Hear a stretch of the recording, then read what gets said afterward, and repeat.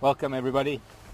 PM Drive here at Djuma Game Reserve. My name is Mark. Seb is on camera, and Eugene is helping us out in final control this afternoon. Thank you, Eugene. And it's almost park-like, the open area near camp at the moment. We've got a very short carpet of grass that has just started, and I want you to take note of that, because in the next couple of weeks we're going to be seeing a lot of these plants that are growing here. It's not all grass. We're going to see a lot of the plants growing a lot taller. And the funny thing is that the impala lambs are coming very soon, and as the lambs grow, so is the grass. So the grass is going to grow, and I think in a couple of months' time we're going to see that the grass is actually going to be taller than the little impala lambs, because the grasses grow faster. And I'm looking forward to that. But for the time being, beautiful short grass open area. Being a hot day, and despite the wind, the animals tend to stick to the thickets in the heat of the day rather than out in the open areas, and I'm hoping that by late afternoon the open area is going to sort of crowd with some of the animals, and we will be coming back here around about just after sunset, because we're going to be finishing drive a little bit early this afternoon. Got a very special fireside chat tonight with Tara and some very special guests, and I hope you're going to join us for that. Remember, that will be at 7:30 Central African time. We're going to try and come back from drive in about two and a half hours time. 6:15, 6:30, somewhere around there is when we're going to come back from drive. So let's go and see what we can find in the meantime. There are some flowers that I want to show you, so that's going to be our challenge for this afternoon. Flowers, and hopefully we'll see some animals along the way. I do know we're going to have a school with us, and as soon as the school is with us, we're going to be devoting some time to them too. So join us, let's go and have some fun.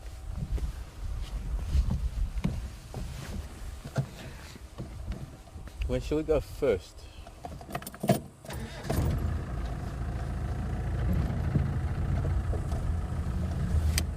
place like Treehouse Dam.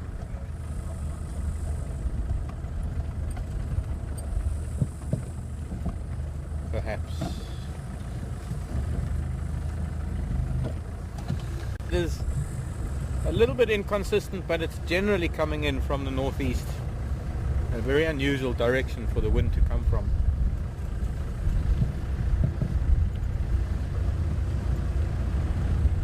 A little bit of cloud build-up in the southeast, but not enough to get concerned about just yet.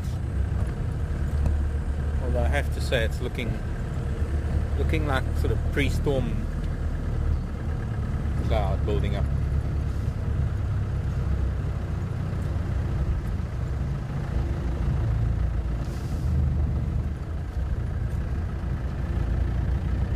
Beautiful waxing gibbous moon up there too. You see some impala rams standing in the shade. One ram in particular that stands out like a sore thumb. Oh, here are all the impala.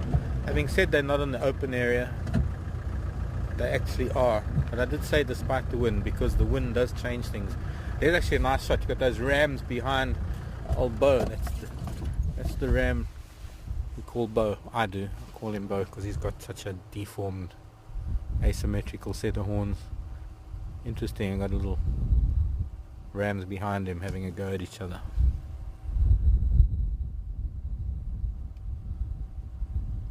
Practice.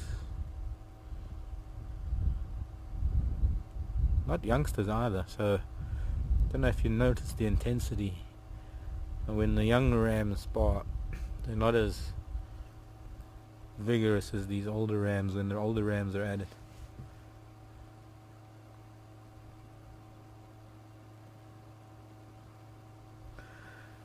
And basically the impala males don't have much to do at the moment.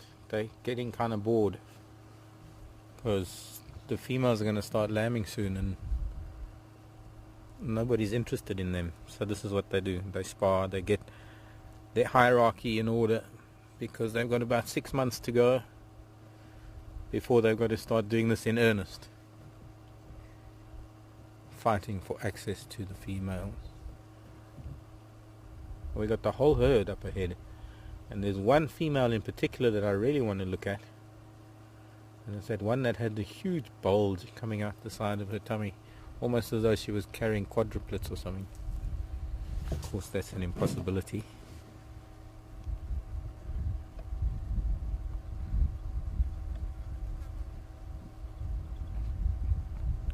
Bo hasn't moved.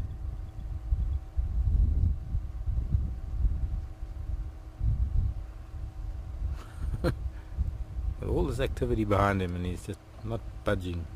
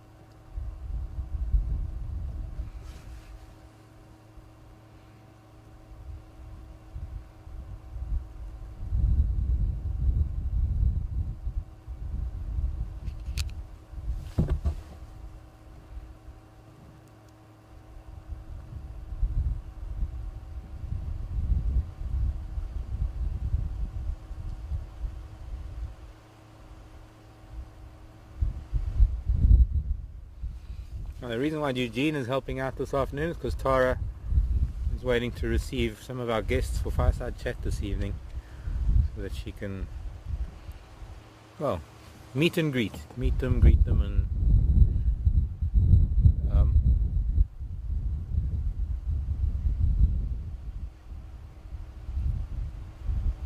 Little Blessings Preschool in Lincoln, Nebraska is joining us.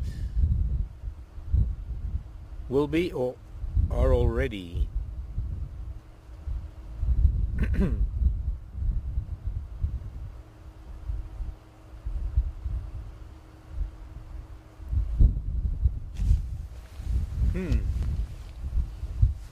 Okay, well, welcome to all the preschoolers and Miss Donna's classroom. And I've already got a question from one of the kids, and it's Max. Hello, Max. And you, Max, you're this many? You're 5 years old? 5? And Max wants to know, how long in inches is a giraffe's neck? I think, Max, maybe we better go and find the giraffe so we can measure it. But I would guess it's saying 72 inches.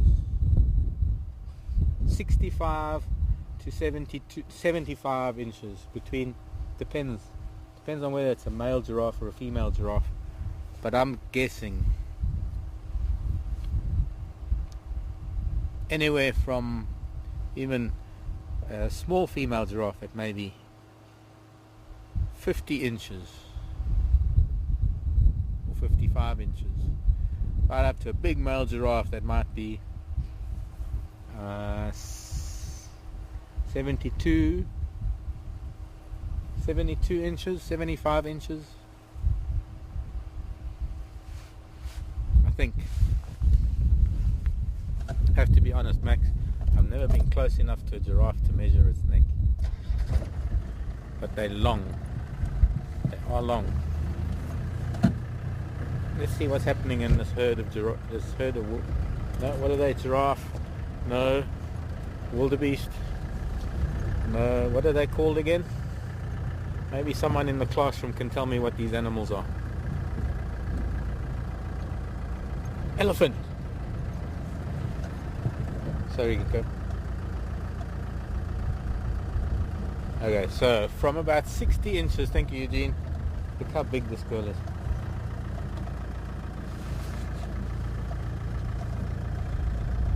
Anywhere from 60 to 90 inches, according to Google, which I suppose I wasn't far wrong. 5 to 8 feet. Oh, these girls, look at that. That big female there, you can see her. She's hanging very, very low. Some of these ladies are going to go, and tomorrow's my date, along with a few others. I think tomorrow's the day we're going to see the first one. Some of these females, especially in this heat, gosh, they must be so uncomfortable. These are all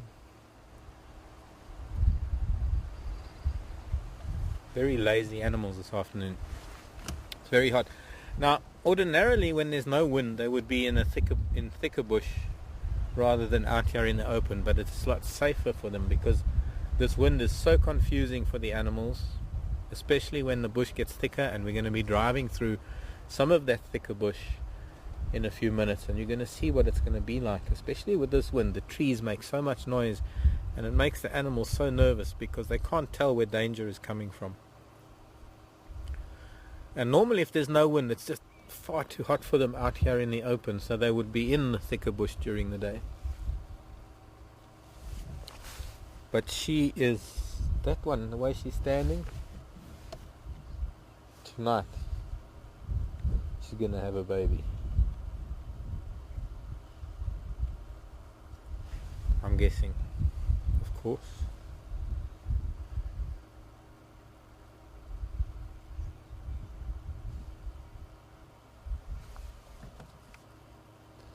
But it just looks like she's... You can actually see it. I could see it moving there now. As she started walking, the way she was standing must have been more comfortable for her, but it looked like I could see the lamb moving inside. You mustn't confuse it with the muscle twitching. Excuse me. The twitching of the muscles. The light isn't that great, but it's... You look at the outline of the tummy. Now that one that's side on to us, Seb. This one? Yeah. Instead of looking, because of course the light is behind her, but the actual outline changes shape from time to time. If we move up a little bit, we've got some on the left hand side of the road, and they are in better light for us to have a look at. And I'll still see if we can see that one female that looked really, really, really strange.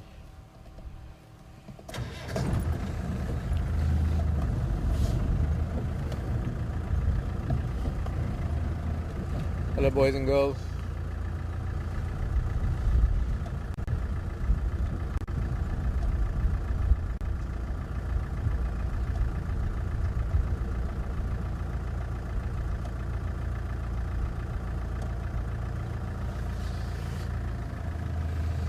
Oh look, there's some warthogs also.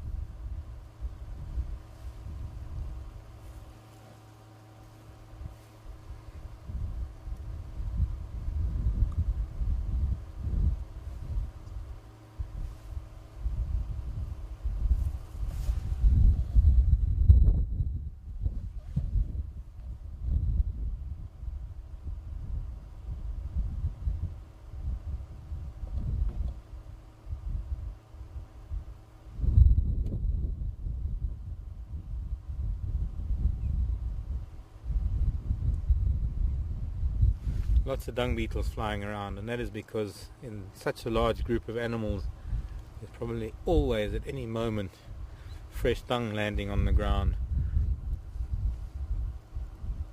And to be honest, dung doesn't do very much good above the ground, so the dung beetles perform a very vital function in that they bury it.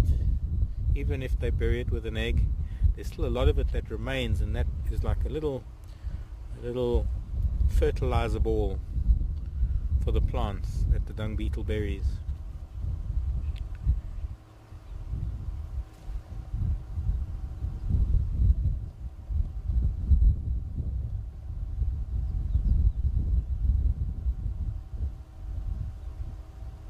Here's an interesting question. Also from Donna's class, asking if the footprints of lion and zebra and rabbits look the same. Well, first of all, we don't get rabbits, but the closest animal we get to a rabbit is a hare. And I will be able to find you a zebra footprint. might be able to find you a hare's footprint, but I'm going to try my best to find you a lion footprint, and hopefully we can do that in the next hour. Let's leave these impala because they're all feeding, and the warthog are also feeding, so they're not really doing much. We're going to go to one of the water holes where there's some water, and we'll see what's there, and then look for some tracks. Shall I show you what?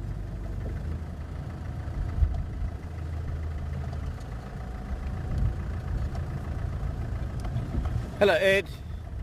Ed asks if the impala only have one lamb. Well, it's called a lamb. Animals as small as impala, we refer to it as a lamb. The female is known as a ewe, and the male is known as a ram. There's that female that I was looking for. She's even getting bigger on the side, and I don't know. Oh, she's just turned away. I don't know what that could be, unless she's... That helps me answer Ed's question, because normally, Ed, yes, they only have one lamb. In fact, right, and I'm chasing Seb around with the camera, but that one over there is the one I was talking about. And soon to cross your screen in front of, between that female and us, is a little female and a little male who were born not even last year. This little one, that's a young female, which is called, well, it's a lamb, a young ewe, and then there's a little ram coming along. You can see just these little horns coming out. He was probably one of the last lambs to be born, so he was probably only born in about February or March, because he's still quite small. But yes, mostly, Ed, mostly only one lamb is born per female. Occasionally I think there might be the odd twin, but for a female to have to divide her, not only her milk and her attention between two youngsters, it's also, each youngster would be a lot smaller than if it was a single youngster, and their chances of survival would be slimmer. So generally, a lot of animals, especially when they have a lot of predators, it's better for them to only give birth to one at a time. Gosh, there are really heavily pregnant females here that look like they're about to pop. I was looking at another one, but now that one female's turned his other side to us, so we can't see her. But maybe tomorrow. Seb will be on drive tomorrow. Weekend. Let's go up to Treehouse Dam.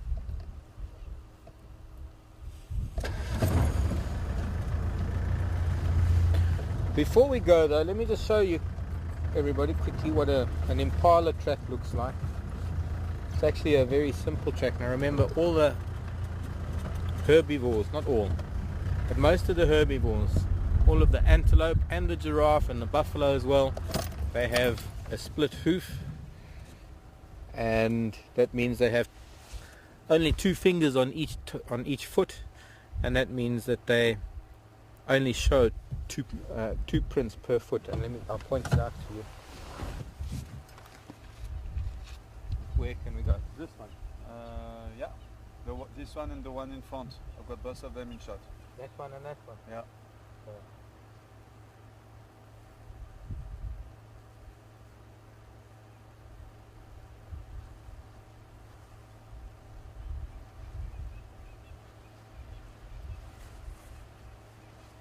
They don't really like me getting out of the car. They're moving away. But there, that shows you. I just drew in the sand more or less what even your deer in North America are going to look like. That very similar, and then, depending on the size of the animal, the size of the foot is going to change. I'm not very symmetrical. Normally it's the same size, but there is the hoof print of an impala, and that is probably about 2 inches long. Each foot. It's about 2 inches long.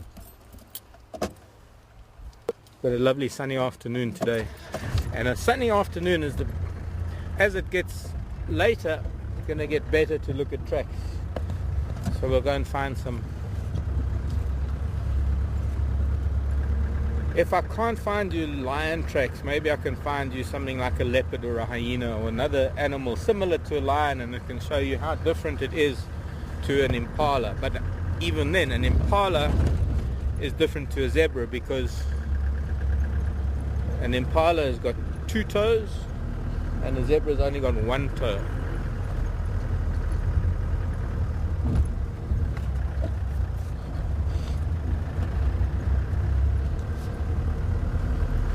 Maybe we should find the zebra first, or maybe we can find the zebra tracks and then find the zebra. Let's see what we can find.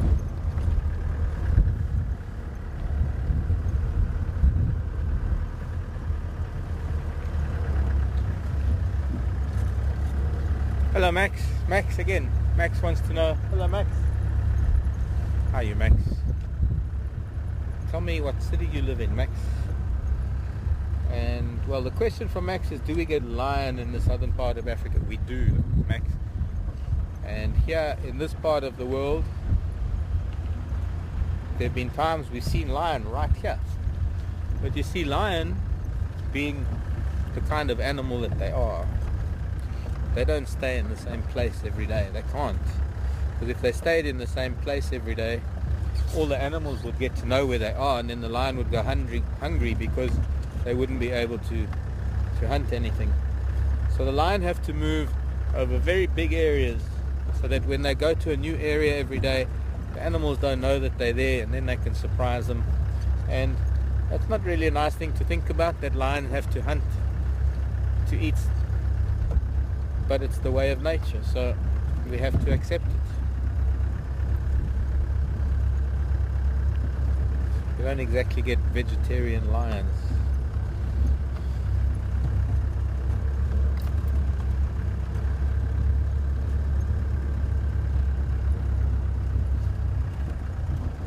Well, there's an interesting question from the classroom. Thank you.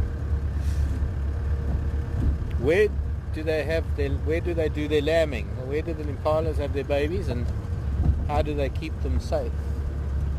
Well, normally what would happen is they would,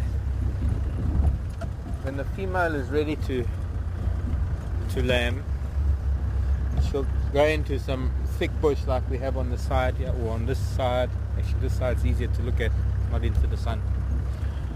She'll go into some thick bush and she'll possibly lie down, not always, but possibly lie down and have her baby, her lamb. And she'll stay with it alone for a while because they have to get to know each other. They have to bond. And she'll spend a couple of days with the lamb before she rejoins the group.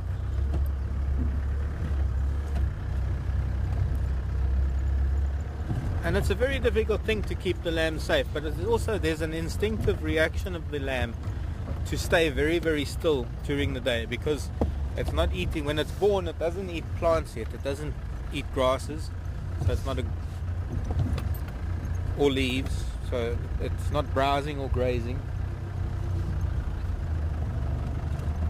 And it just has to wait until mom's got more milk. And so what happens is she might leave it lying under a bush somewhere, and it's not unusual actually to drive around and find a baby impala on its own, or even a number of animals. It's not unusual to find them on their own lying under a bush, and as long as you don't disturb them, the best thing is to just leave them alone completely, and then later on mom comes back to give it some milk, and then she goes off to feed again, and during the night she'll be with the baby and she'll try and protect it with what she knows. There's something very interesting. It might be the size of a baby impala, but it's actually an adult. And he's scratching in the ground for a very important reason. Because he's going to the toilet. And it's quite unusual, because being an antelope, he's behaving like a cat. He's burying his dung. Off he goes. That's called a steenbok.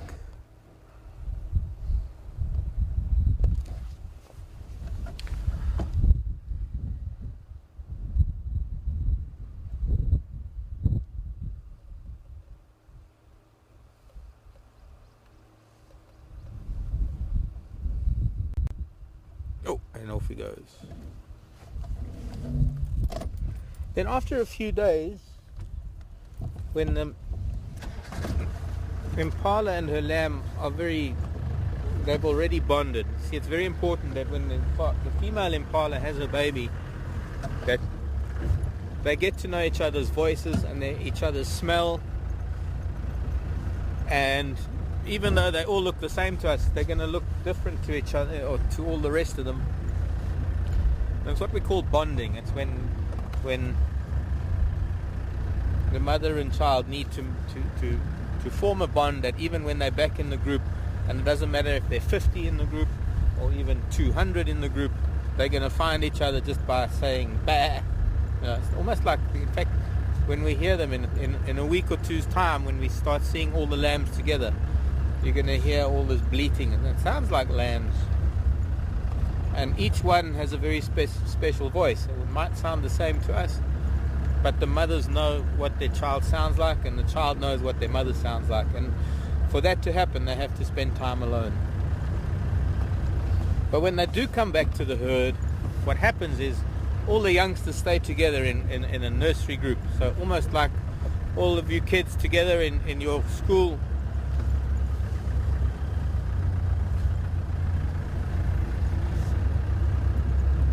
We call it a nursery group, a kindergarten group, or even we could call it a preschool group, where all the young impalas stay together. And it's normally in the middle of the herd, and they lie down together while all the adults are feeding around them.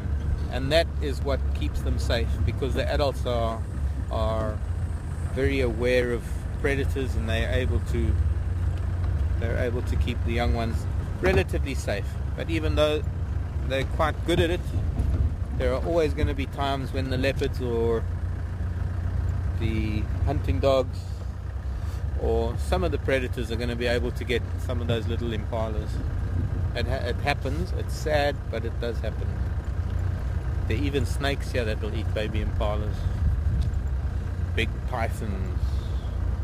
Funny enough, I just read an article about a 16-foot Burmese python in the Florida Everglades that ate a full-grown deer. Of course, they had to eliminate the python.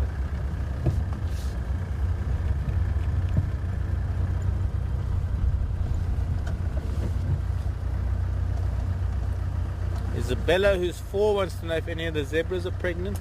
I'm sure they are, Isabella. And then there was another question from another 4-year-old's mom about zebra. Stacy's mom. Casey's mom. Hello, Casey and Isabella. Casey wanted to know if the zebra stripes are really black. Well, yes. They can be anything from a really deep chocolate brown to a deep burgundy to black, charcoal, and different shades in between. So, yep. And we're going to try and find you some zebra. I can see a big, tall animal going down to the water. And I want everyone in the classroom to try and tell me what this animal is. And hopefully he's still going to be there when we get there. He looks like he's going to drink. I think, oh, wow, I think it's a warthog. No, it's not a warthog. It must be something else. There, we can see one through the gap. There's 3 of them here.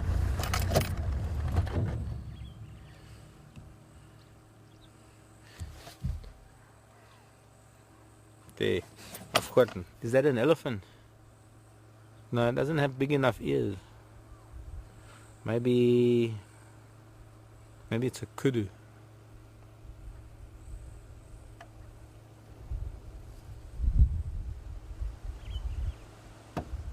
Okay, we're going to try and go a little bit more forward now that we've seen them already, but there are a few of them here and they're going to be drinking.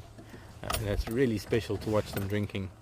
There's some other really big animals, and I'm going to break rules and I'm going to show you those animals because it's special. Today is a special day. So let's try and... Okay, Eugene's radio is starting to break up badly, so if we can just pause on questions for a minute. Let's just try and unfortunately down here at Treehouse Dam the radio does break up a little bit, and I'm going to try and keep my distance from them so that I don't chase them away, because there's some really special things happening here. Oh, there's a buffalo.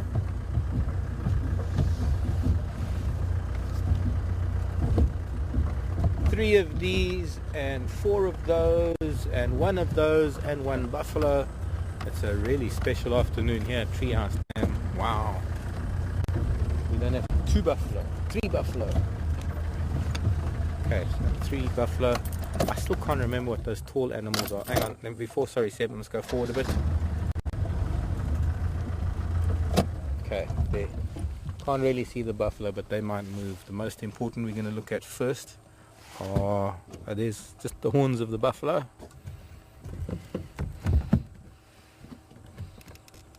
£2,000 of mean machine. Then we got these tall animals that I'm still waiting for the class to tell me, because I've forgotten. I'm getting old, I forget. My memory is getting bad. But the other thing I am going to show you, and well, I have to, because I've got all you kids on board with me this afternoon. No. Huh? You're not? Okay, Seb says he's not going to show you.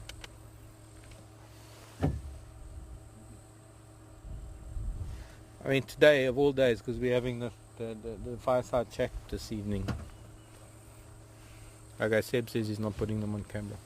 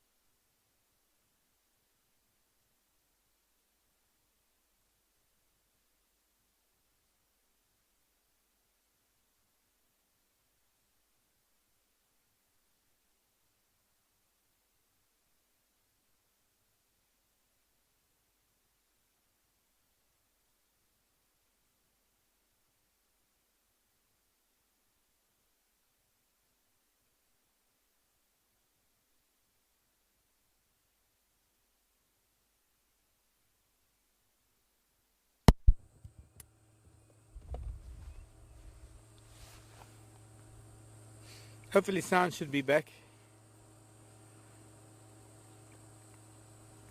Just had a hiccup here with the sound issue.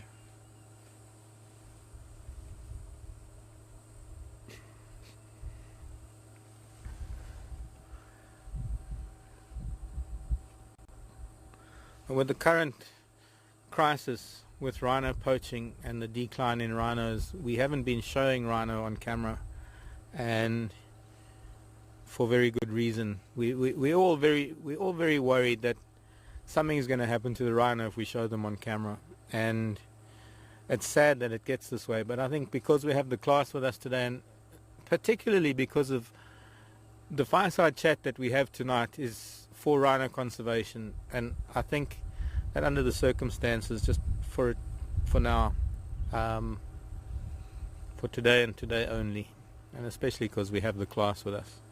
Interesting thing is that there's also a hippo in the dam. So we've got 4 of Africa's largest mammals within 50 meters of us, 50 yards. And there's a very special little boy there that we haven't seen for a while. His name is Ndlevani, walking through the mud now. You can see his left ear is a little bit floppy. We call him Ndlevani.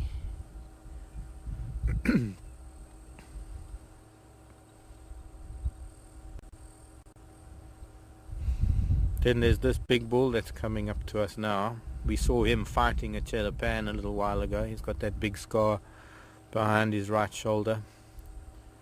And the that other youngster, I don't recall seeing him with this crowd.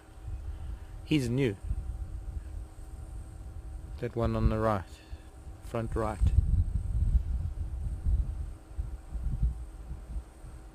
He might be the round-horn female's old calf. Wow, look at that giraffe behind him.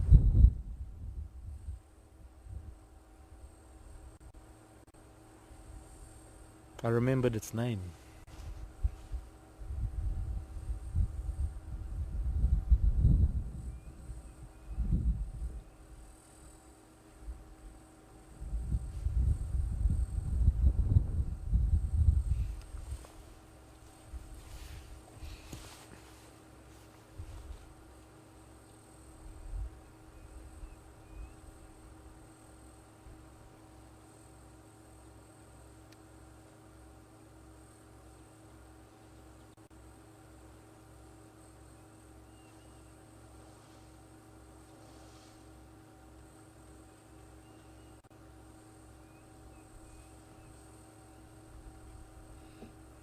Copying you a lot better now, Eugene, by the way.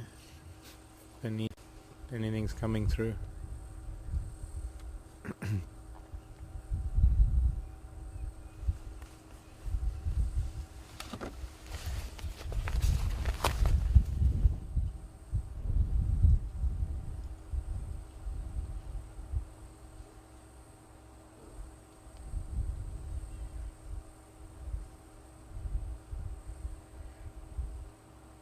The other thing, Seb, there's a bird in the water that's a very important bird that I want to catch on camera. Just but halfway up, that one there.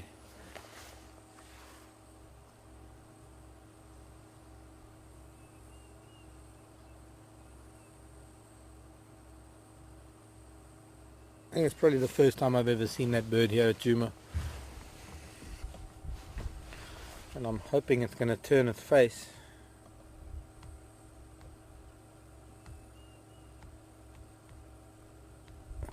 Because its beak is hidden behind that Ludwigia.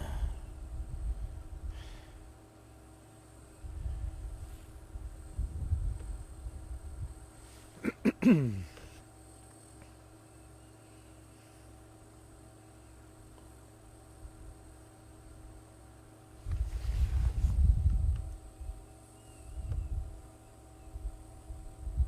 on, turn your head, bird.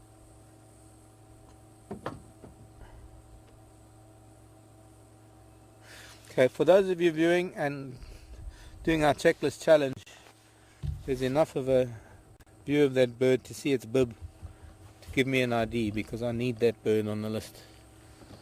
In the meantime, we've got 4 buffalo coming down, we've got 3 giraffe, 4 of these rhino. The hippo seems to have gone underwater.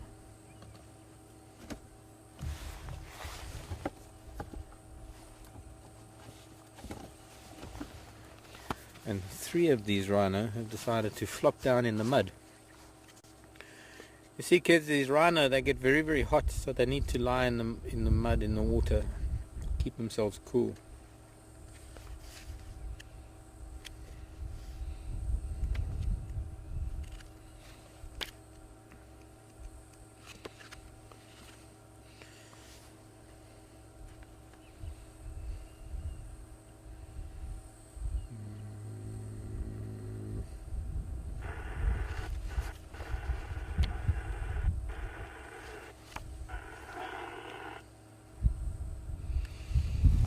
Hello Moses.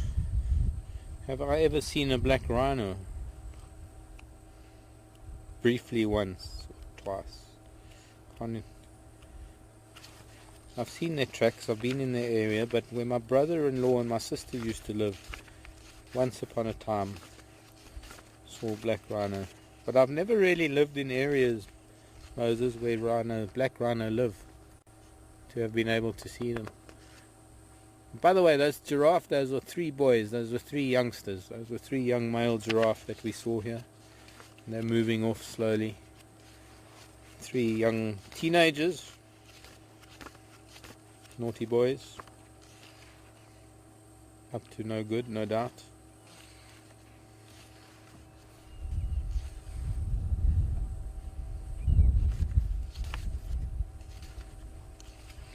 Hello Cameron, 4 years old, wants to know if elephant and giraffe have the same footprint. Well Cameron, no they don't. Because I'm hoping we can find you an elephant this afternoon so that I can show you. Their bodies are very, very different. Elephant's got a very, very big body with a very, very big head. And the giraffe's got a very, very big body with a very small head. And the one big difference is that the elephant has a short neck and the giraffe has a long neck. But essentially, because of the size of an elephant and the shape of an elephant, it needs very, very big feet. But for a giraffe, they got very, very long legs and they got very, very small feet.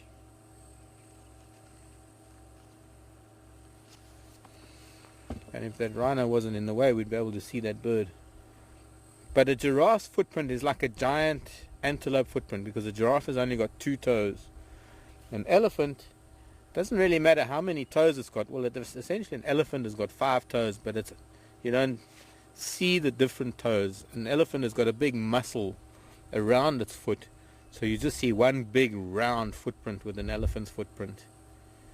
Now where these giraffe are, maybe we'll be able to find some giraffe footprints, and I'll be able to draw an elephant footprint where we see the giraffe footprint, but not just yet, because we're going to just look at the rhino. I'm waiting for these buffalo to come along, because they are getting closer.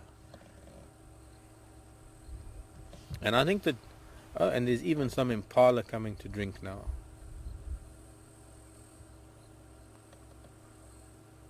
And there's it.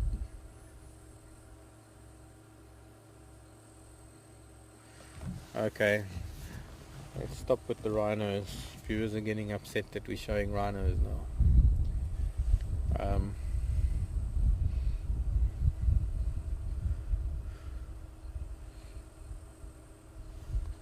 Perhaps the very fact that we're making an issue out of it is going to draw attention to it, and if we didn't make an issue out of it, nothing would happen. But really, we are in the Sabi Sand. We're going to be meeting Sabi Sand anti-poaching representatives tonight and discussing things that is appropriate, maybe just to see rhino for today.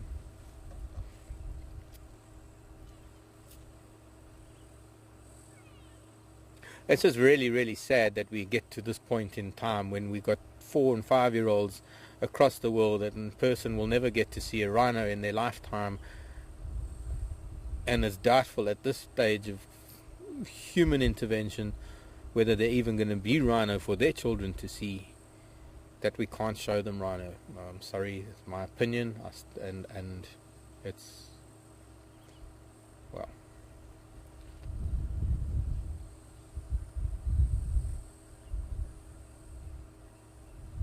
thank you, Dr. Rita. There we go. Painted snipe. There's one for my list.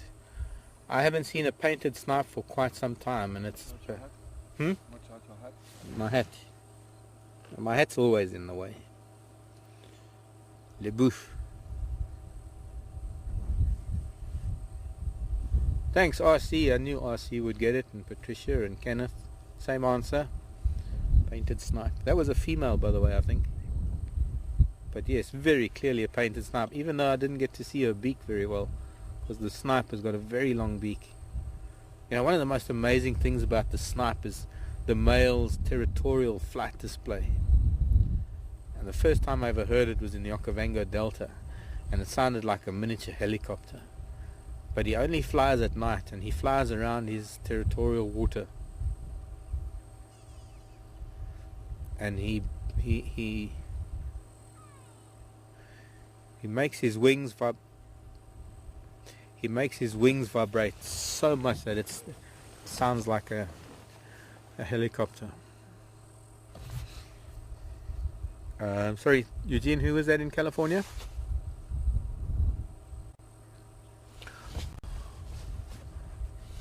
Hello, Sarah, in California. Do we have secretary birds? There are secretary birds in the Sabi Sand and in Kruger. And I'm quite sure that on the odd occasion we might find a secretary bird flying over. Although having said that, I haven't seen one in the 3 years of being here. But the reason why we're not likely to see a secretary bird is one of the same reasons why we don't see ostrich and we don't see cheetah very often. Because they belong on open grassland, open plains.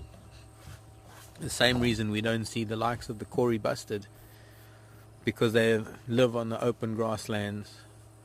And we don't have... Djuma's a relatively small property, and it's pretty much a homogeneous habitat. There's not really much variation in the habitat.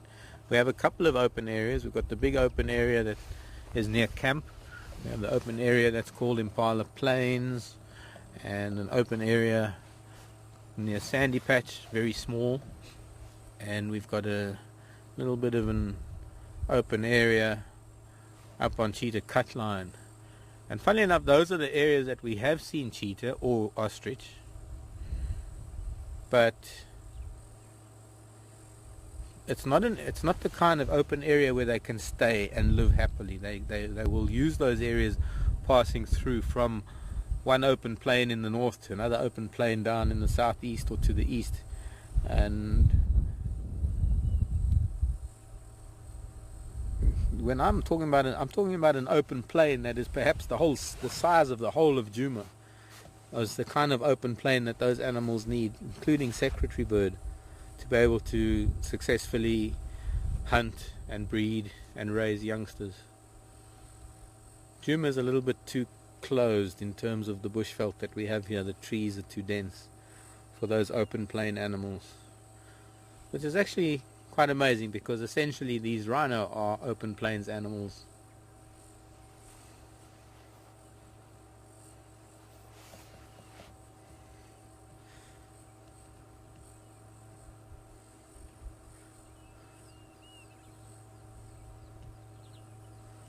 Casey wants to know what the giraffe horns are for. That's for fighting mostly, for these males. Okay, this is interesting. We've got a buffalo coming down to the water now. And he probably also wants to have a mud bath.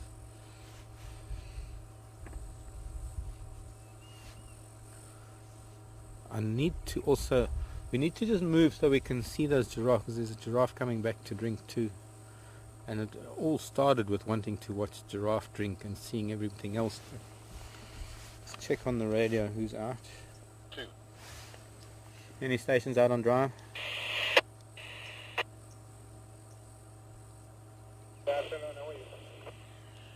Finding your text.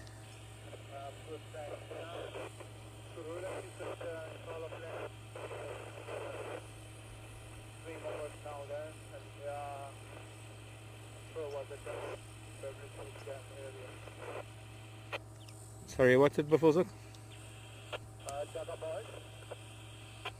Okay, copied. Yeah, I've got some Dagga boys, some Dlamiti and Nkombi at Treehouse.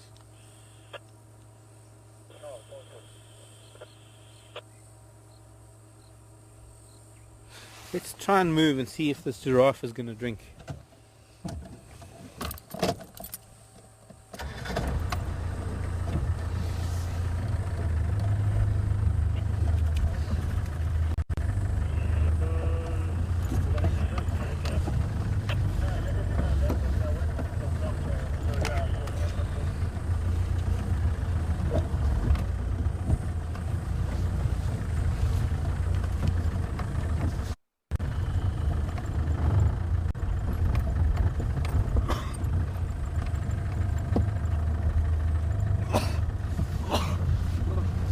Sorry, Eugene, what's the name? No, still didn't copy that. Moses. Hello, Moses. 4 years old. Have I ever seen a grey giraffe? No, but I've seen a chocolate brown giraffe. I don't think I've seen a grey giraffe.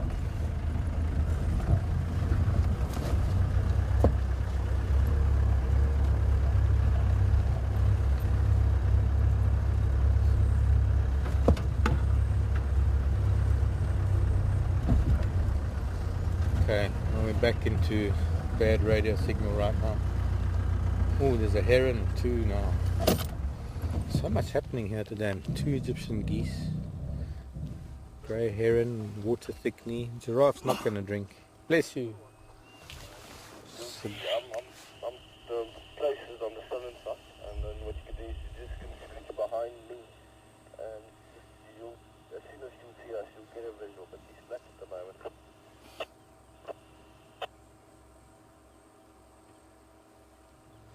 that's the grey heron. Very similar. It's a juvenile. It's probably the same juvenile we've seen at Gowrie Dam.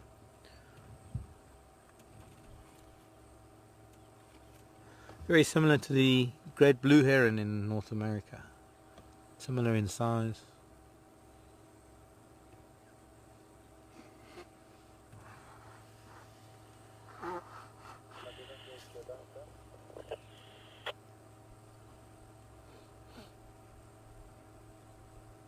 And hippo's gone underwater. I just wanted to show you hippo.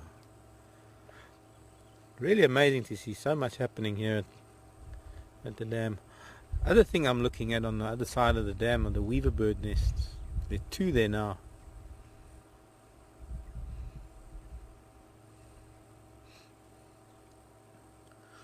And it can be something nice to come and watch early morning, maybe in the next day or 2, to see if there are more weavers. See those baskets hanging there? That's a lovely little yellow bird that's weaving those baskets, called the weaver bird. Masked weaver. Well, hippo's underwater. Let's move along. I want to see if we can find you a giraffe track. And then we'll see if we can go and find you an elephant track. But we still got to find a zebra track, and we still got to find a zebra, and we still got to find a lion track. So we've got a lot of things to find for this classroom.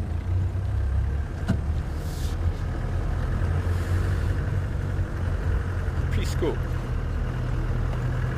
Welcome to Africa, and I hope maybe one day you'll come to Africa. Come and see all these animals for yourselves. This is not a zoo. This is not a safari park. This is how they have been living for millions of years. We the ones that have arrived late. These animals and all these trees and everything that you see here, except the dam that is man-made. With this water hole, we call it a dam, man-made. And other than that, the rest of it is just the way it's always been from the beginning of time.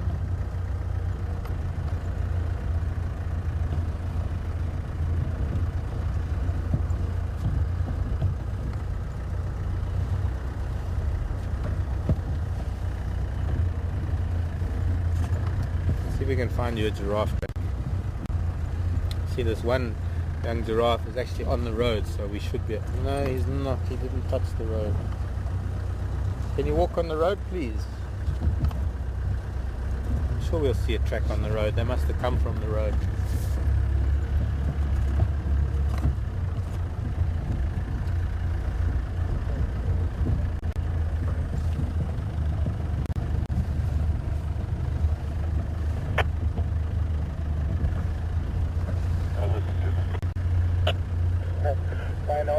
Welcome.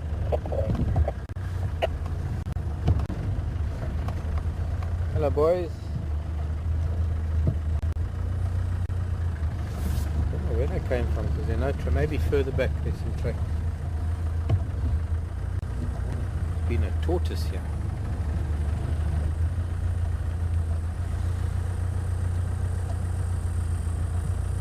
I'm looking at this one.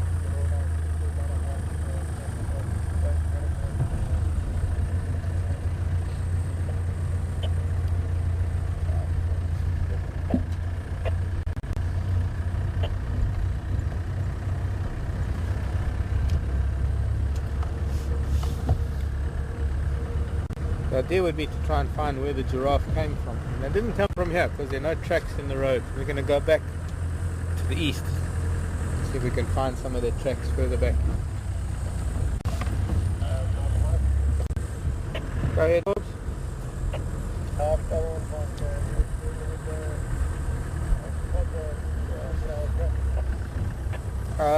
Yeah, sort of. There are a lot of funds in Nadaga, so it's not going anywhere. Also 3 km for Nyari.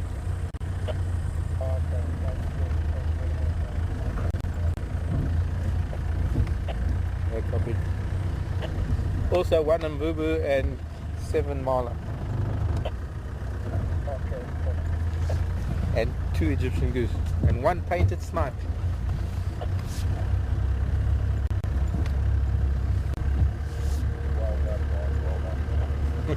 Thanks.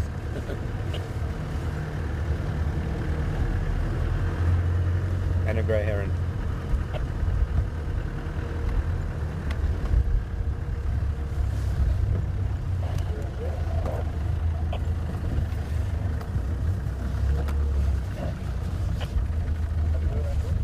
Sense of humor is lost on the guys.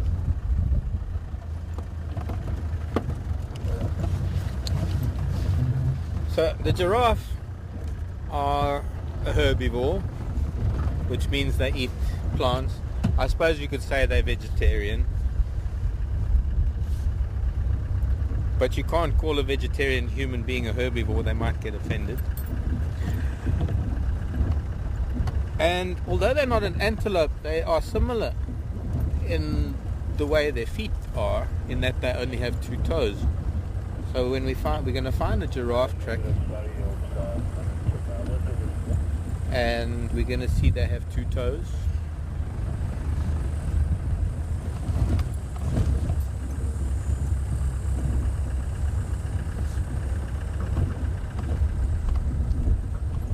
Maybe these giraffe came from further east. Bumbleye buffalo, Bumbleye buffalo.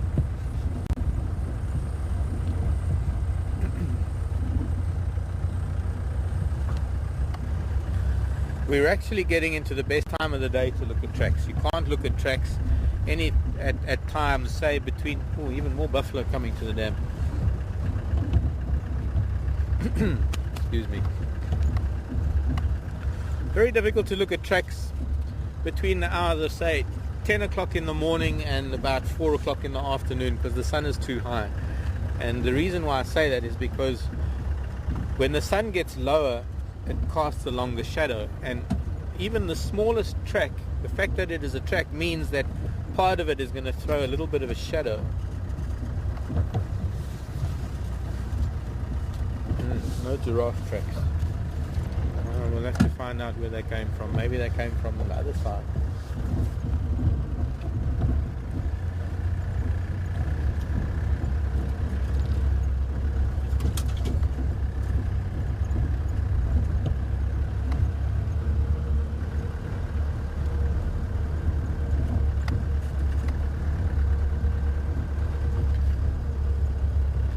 And the way we're driving now, we've got the sun behind us, and when we look at the road in front of us, you actually can't see any tracks at all. But what we're going to do is we're actually going to drive the other way on another road, and I'll show you. When you're looking into the sun, that's when you get to see all the tracks. So whenever you're going to look at animal tracks, even if it's your own dog in your own backyard, always look in the morning or in the afternoon and have the sun in front of you, and stand behind the track so that you're looking into the sun towards the track.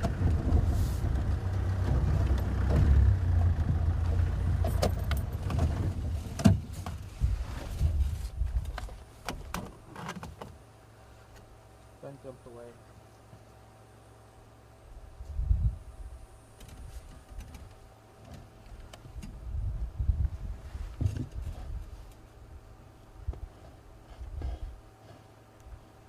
I've got a very special grasshopper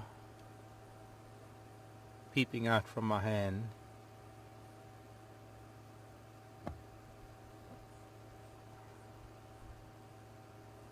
Look at that. How long his face is. Almost looks like one of those grasshoppers from one of the cartoons. Which one is it? Is it Bug's Life? Or Ants? No, I think it's Bug's Life. One of those movies has a grasshopper with a very long face like that. Hello, grasshopper. Bye bye, grasshopper. Okay, the other thing I found that's green, look at this. They're starting to drop, although they're not really ripe yet. They've got a long way to go. They've still got 2 months to go. This is a marula fruit.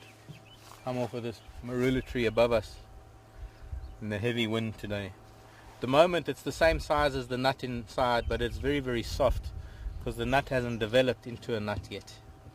It's still, the whole thing is very soft. But these are the developing marula fruits. Oh, can't break it open. Can't really see much in it because there's nothing there really. It's still got to grow. But judging by the rain that we've had, I think we're going to have a bumper marula crop this year, and they're going to be big and juicy. These fruits, by the way, full of vitamin C, very delicious. And from January we're going to be driving around picking them up and eating them. They've got a very thick leathery skin, the fruit. So even if it's on the ground and it's only just fallen, you can still eat it off the ground because you take the skin off. Can't do that with many fruits. And they don't bruise very easily.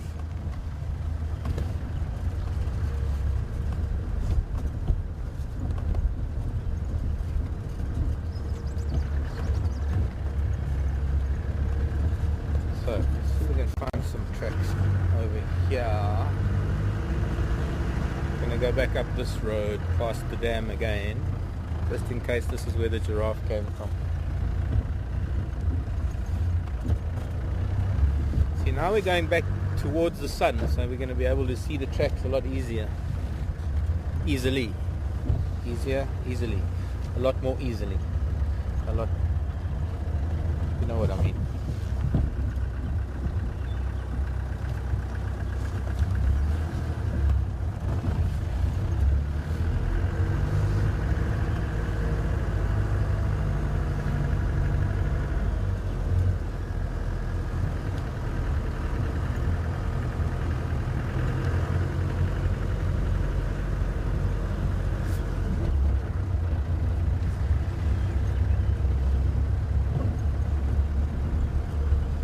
I've got a question for the class. If you're asking about tracks, have you seen a horse track or a donkey? A horse or a donkey or a mule?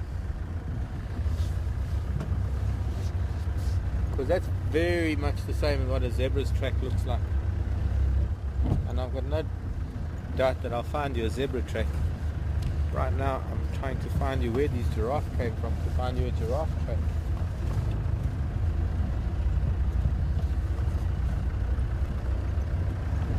Painted snipe, who would have thought we'd have a painted snipe? Although I have to say, I've seen painted snipe in the most obscurest of places, even up in the Timbavati after heavy rains.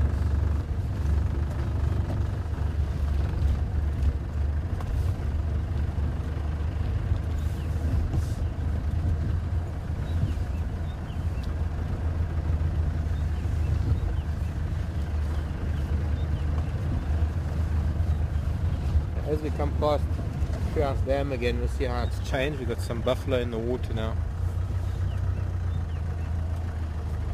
That doesn't make them water buffalo, because water buffalo come from Asia and this is Africa. These are African buffalo. Water buffalo don't have a very big curve to their horns. Their horns are flatter than the African buffalo.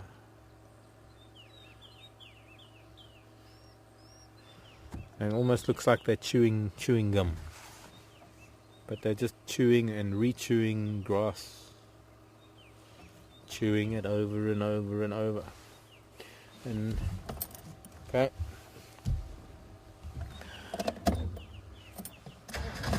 And there's a reason why they have to chew the grass over and over, and that is because grass is not very nutritious, but it's being a plant, the kind of plant that it is, it doesn't give up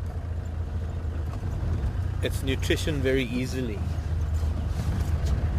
because it's a plant, and the plant has got a very, very tough outer skin, I suppose is the thing I could say.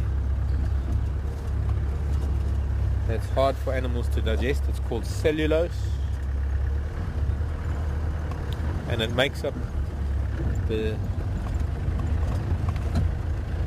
walls of the plant cells, which means that that's how a plant can stand up straight, because it has cellulose. And nothing can really digest cellulose except for those animals that can chew their food over and over and over and over again. It allows them to try and get as much nutrition out of the plants that they can, especially the grazers and the grasses.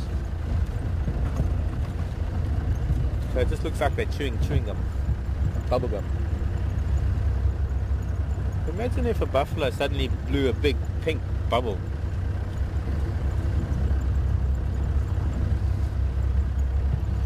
Would make quite a nice bubblegum ad. Buffalo chewing away, suddenly blows a big pink bubble with the logo on it.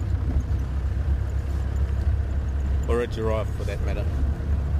But giraffe don't chew grasses, giraffe chew leaves. Okay, we're going up to another road now that's got a lot of sand on it, and I'm sure we're going to be able to see some interesting tracks on that road. By the looks of things, those giraffes just sort of dropped out of the sky, because I can't find where they came from. Because it wasn't here, it wasn't to the east, and it wasn't to the south. So it could have only been to the southwest, and we didn't go that way. So what we did find is everywhere where they didn't come from to find their tracks. But that's because I want to go this way, because I want to show you something very special.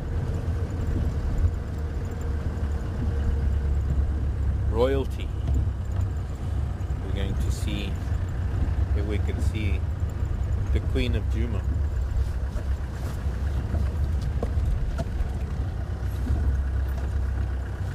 So, Philemon's cut line. Let's see what tracks there might be lying here.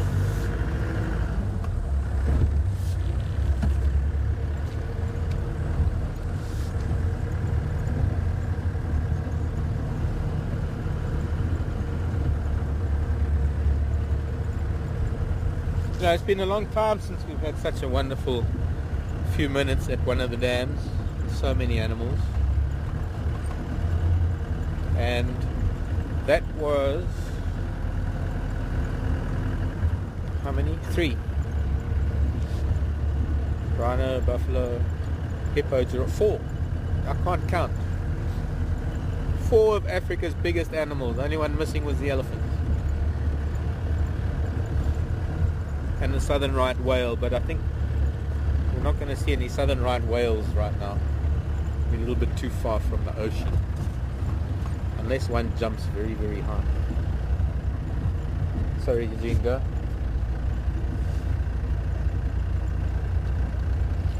Hello, Max, again, 4 years old.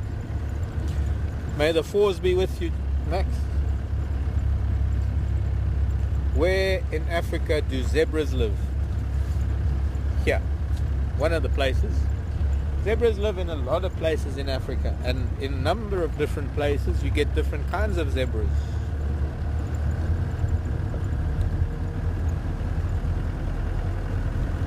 But one of the kinds of zebras lives here at Djuma Game Reserve. Sorry, G. Go.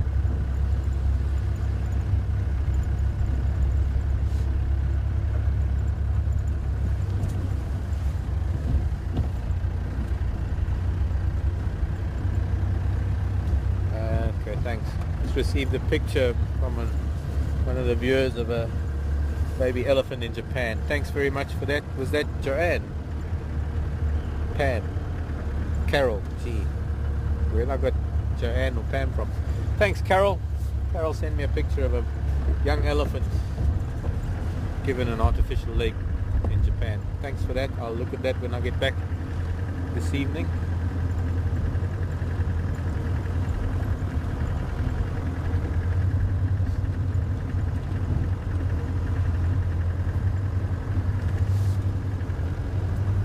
Yeah. Yes, thanks. I meant to address that question earlier. Thanks for reminding me. Dr. Rita in Florida. Why we don't see cheetahs here, but we've got cheetahs photos on our Facebook page and cheetah tracks. Wanting to know why we don't see.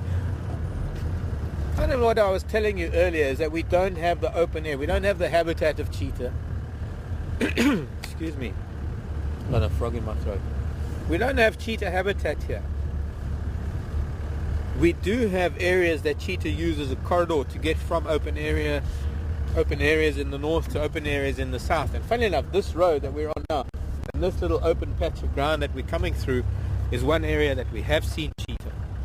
But cheetah are not territorial like leopard. You cannot, when we look at the number of times we see leopard, and especially Karula and her cubs, that is because they're highly territorial. They have a home. And it's not only a home range, but they have this territory that they live in, and they don't go outside that territory. It's very much the same as the elephant.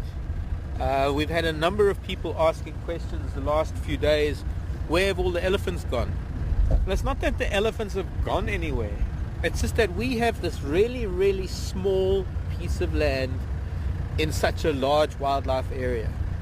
And the natural movement of animals means that we're very, very lucky to see certain animals when they're moving through from one place to another and they happen to come through Djuma. And that is what it is like with things like lion and elephant and cheetah and giraffe and zebra. A lot of animals that don't have a territory. Well, lion do have a territory, but their territory can be 10, even 20 times bigger than the size of Djuma, which means that there's not very many times that lion are going to be here on Djuma because they have such a big territory elsewhere. Cheetah don't have a territory. Cheetah have a huge home range, which means that they have a huge area that they become used to. Cheetah have this probably 50 times the size of a leopard's territory is the size area that cheetah move in. And we're only really very lucky every now and then to see cheetah when they come through Djuma. But that's us, the live drive, the live safari with the camera. When you come and stay at Djuma, on the other hand, that's a different story, because when you're staying here at Djuma as a guest and you go out on a game drive, you're able to go to neighboring properties, neighboring areas where arrangements have been made by those landowners for our game drive vehicles and our guest vehicles to go there. And that's where there's some big open areas, and that's where the guests from Vuyatela often see cheetah, and that's why we have a number of cheetah photographs on the Djuma Facebook page. It's been some time now since we've had cheetah here at Djuma, or walking through Djuma. So it could happen any day. I mean, right now, this very minute, we could come around this bend and there could be a cheetah in the road. And that is, I think, one of the most exciting things about having this kind of a live game drive, is that we never know what we're going to see around the next corner. There is a possibility to see absolutely anything. We are in such a wide and huge area of wildlife that we only really see a lot of the animals that are local, a lot of the animals that don't leave this area because they have very small territories. Things like the impala and the baboon and not really the kudu. The steenbok and the duikers and the leopards and the hyenas and the buffalo, only the big buffalo bulls, not the buffalo herds, and the warthog and the monkeys and the nyala.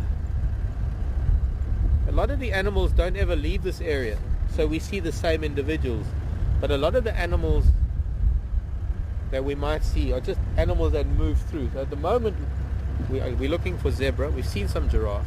We're looking for some zebra and wildebeest and all sorts of other animals, and the only way we're going to find them is maybe by chance, because they don't have territories as much as the other animals do. Well, wildebeest do, sort of. I just need to talk on the radio. Excuse me a moment. I know we're looking for tracks, but I have to be honest. With this wind today, animals haven't moved around much, and there are not many tracks out.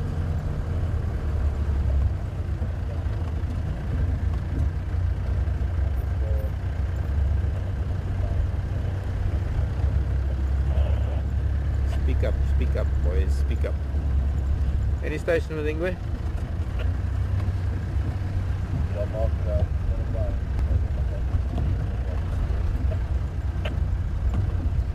Just give me a lock on that, please.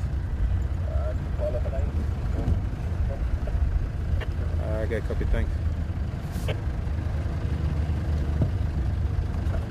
I'm just turning up to Impala Plains now. I'll be with you in a minute. Andrew, come in. Not copying you very well. Confirm you got in law.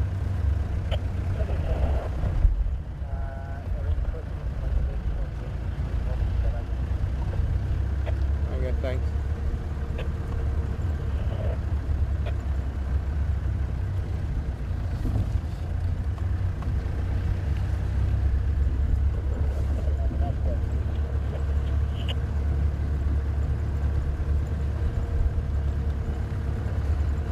Weekend in the Sabi Sand.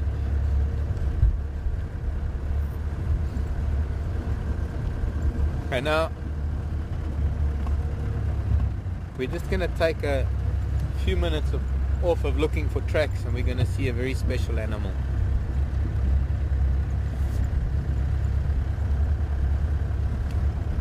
The thing is, you see, I'm hoping that this class is going to join us again on a number of occasions, that we can see tracks over time, because it's very hard to try and put so much into one afternoon.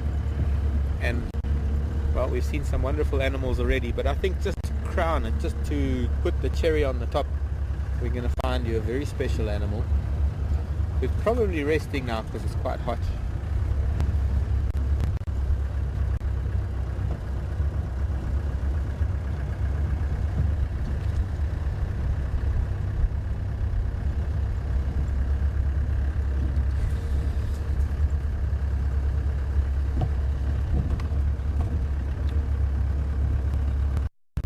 And you know, I still wanted to go and look for certain flowers, and that's what I started off doing this afternoon. There were a couple of flowers that I saw this morning when I was on camera, and I thought, you know, actually I've got to come back here later this afternoon or tomorrow. Well, no, Seb's on tomorrow morning. Maybe Seb can find them in the morning. One very special flower that I haven't seen in almost 3 years of being here. I haven't seen here yet because we haven't had the kind of summer for it to produce a flower.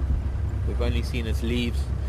And another flower that I know that Julie in the UK likes very much, and I wanted to find that for her. Look, there we have a couple of vehicles, so let's see what we can see over here. Oh, this is special.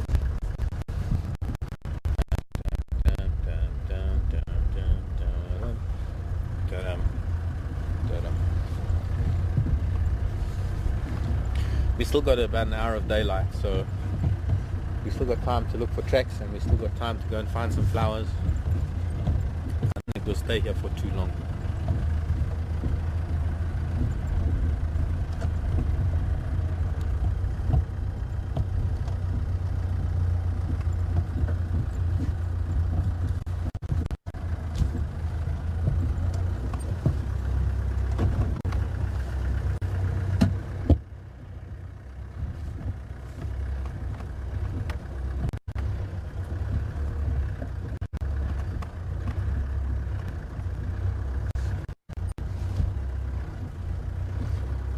Actually seen her and her children here before. Look, baby. Cool.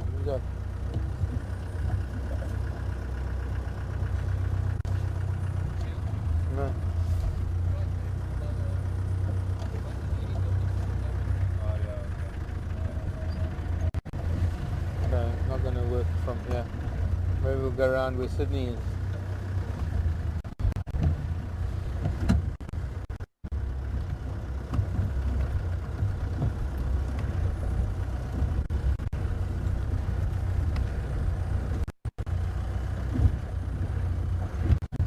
The tree that is growing on this termite mound is actually a very impressive specimen of a false marula. Not even related to a marula tree, but it's so she's flat on the ground at the moment because it's a hot afternoon.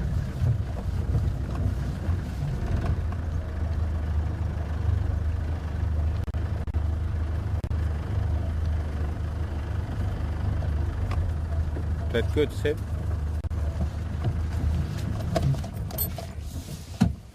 The angle might not be very good.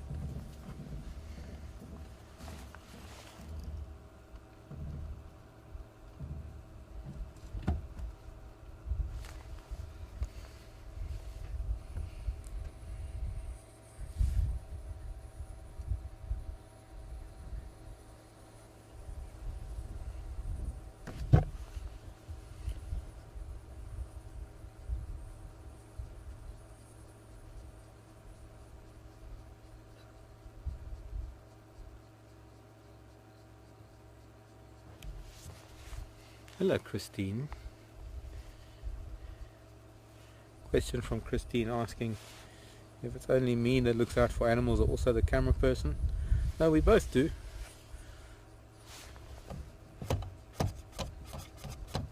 Whoever's on camera, 4 eyes are better than 2, so we're always on the lookout for things. Anyways, here we are with a leopard, and I'm hoping that Donna's class is still with us. And well, unfortunately, when it comes to hot afternoons in Africa, this is what cats mostly do, is they sleep.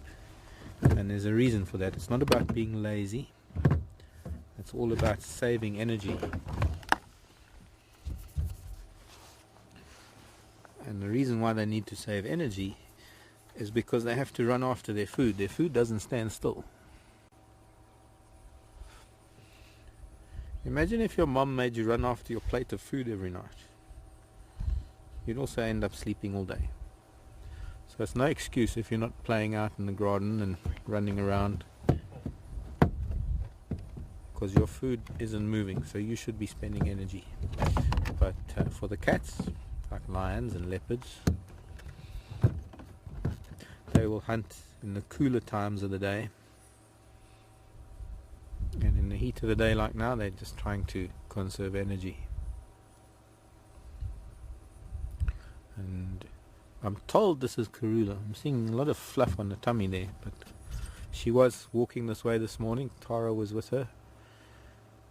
And it looks like she might have left her children around camp, because we had them around camp yesterday. And she's been known to leave them there, whether she leaves us to babysit or not, but she knows that it is a little bit safer for them there because there are humans around, believe it or not. It's strange the way this cat works. But she's also probably having a break from them nagging her for food all the time, so she's out hunting. There's also a herd of impala that live here on this open area, and she's finding herself in a very good position with this termite mound and this very big false marula tree, that when the afternoon comes along, and or late afternoon, early evening, and these impala start coming back out of the bushes towards the open area, she might get lucky and hunt one of them. And well, the wind is dropping a little bit, which means that a lot of these animals have made their way back into the thicker bush. It's not as dangerous for them in the thick bush during the day as it is for them at night. So for now, they might be out feeding amongst the trees. But when night falls, for the animals like wildebeest and zebra and impala and sometimes giraffe, it's safer for them to come out onto open areas. And we're right on the edge of this one open area that we call Impala Plains, where they will congregate at night. Because the animals, things like leopard and lion and, well, cheetah don't hunt very much at night. But it's just better for them to be out in the open. They can see danger coming, especially now that there's a moon that's getting so bright. And I'm hoping that maybe we can come back a little bit later and see her a little bit later. But as it is now, the shadows are getting longer and the day is winding down. She's probably been sleeping here all day. If I can think about, we saw her walking towards here this morning at probably around 8 o'clock, 8:30 this morning. And if she had carried on walking, she'd probably be far away.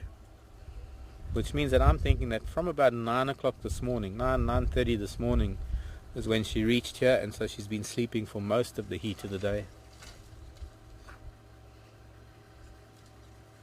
Nice one, Sydney.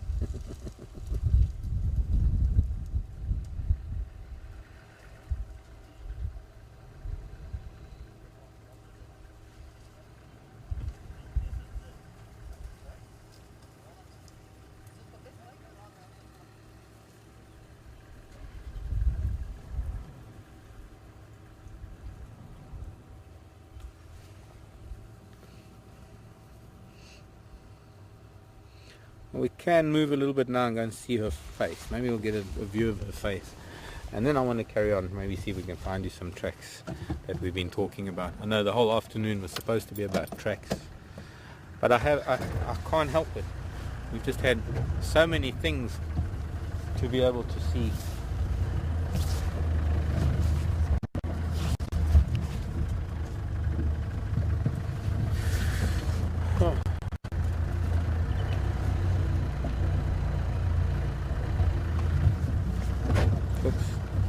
Sorry, Eugene, I'm not copying you too well. Breaking up a bit.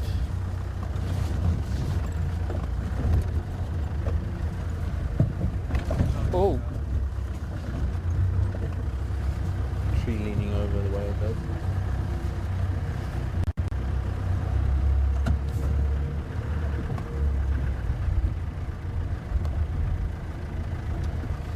Oh, okay. Lisa in the UK. Can I go fogging after we get good rain? I know we've had fairly good rains, Lisa, but we need better rains than we've had. We need the pans to fill up way too early in the season to go frogging.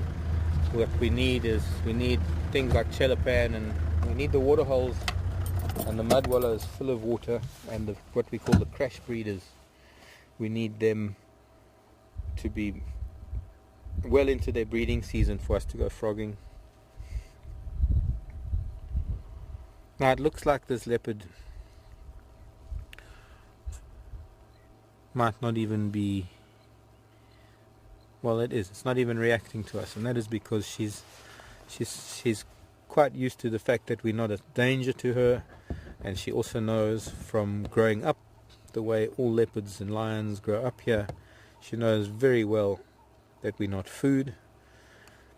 She knows that we're not going to drive over her, so even though the vehicle is moving, she's not even waking up. You can see she must be dreaming. She's blinking and her paw is moving.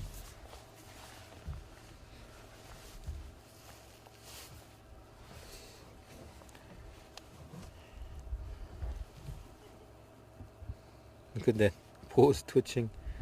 She's probably dreaming of chasing impala or duiker or something. But despite the fact that she's sleeping like this, and that she doesn't react to the noise of the Land Rover, she doesn't react to our movement at all. If something was to be walking nearby and she were to hear the animal's footsteps in the grasses, or if something were to go, a branch was to snap, or a leaf, she would be up in a flash, because those are the noises that she's got to be aware of. Those are the noises that she's got to get, that are going to get her attention, and the noises that she's going to have to react to. But it's through time that she's learned that she doesn't have to react to the noises of the vehicle, because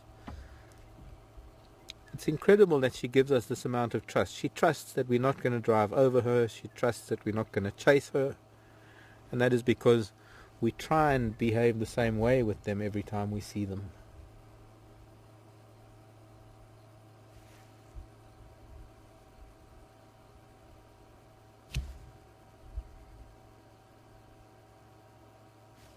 I don't understand.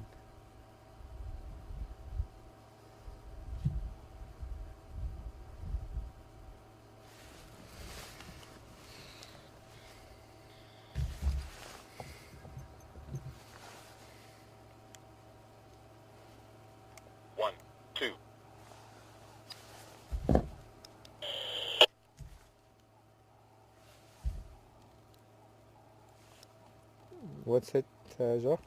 Yeah, no, they was wondering if you could maybe move forward or backwards because you're in the shot. But I told them that doesn't matter. I don't know. I could. There's a better shot for you from this angle.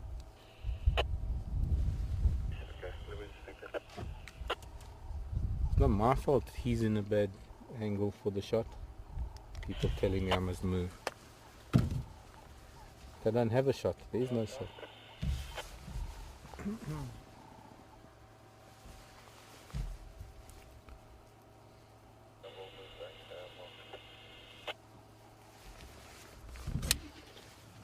If you come around behind me, you probably get a better view of her. But they want that's why we've been waiting here for like 2 hours. She's waiting. They're waiting for her to get up and so that she can look at the sun and they take the picture. Alright, well I'm not going to be here long. I'll be pulling out shortly. No rush. Stay exactly where you are.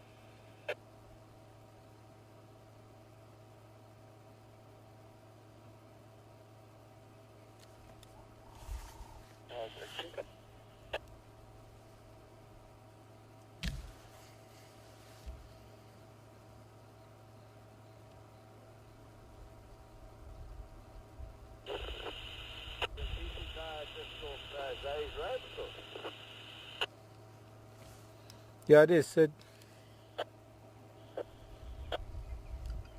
Sid. Hope he doesn't mind me calling him Sid. Okay, well she's sleeping. We need to go and look for some other things, especially tracks.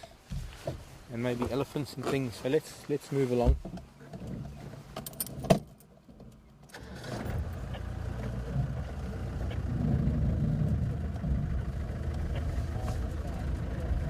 We can maybe come back here a little later. She might have woken up a little bit.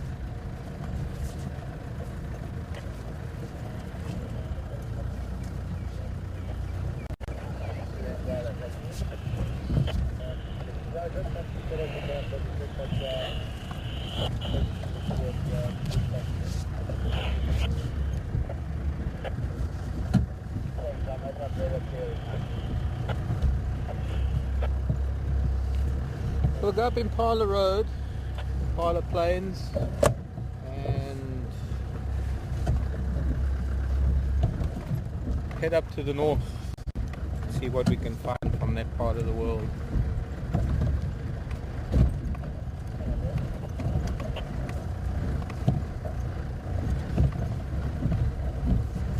So I'll just let you know I don't appreciate that at all.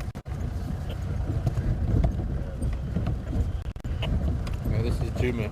If you want down, no problem.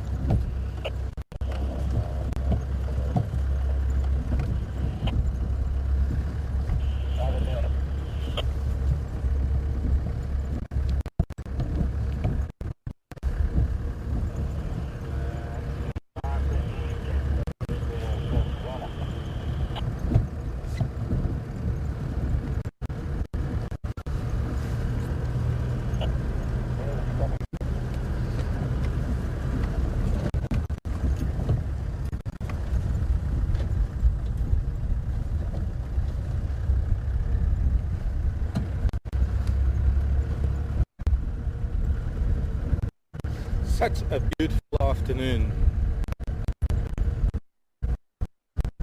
and I think it's going to be a really beautiful sunset too.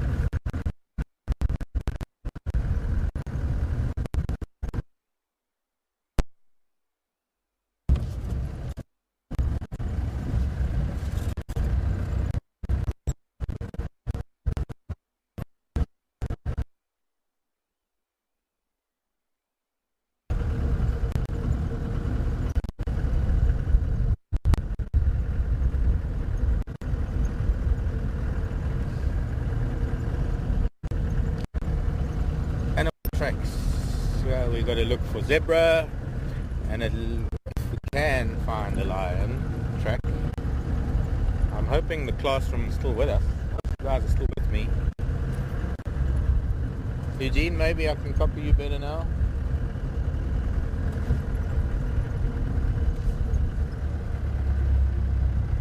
Yeah, about 4 out of 5.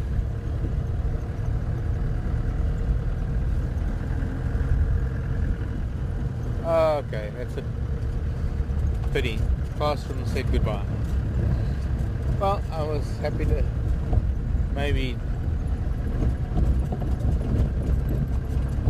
have them aboard, and hope that we'll be seeing them again one of these days.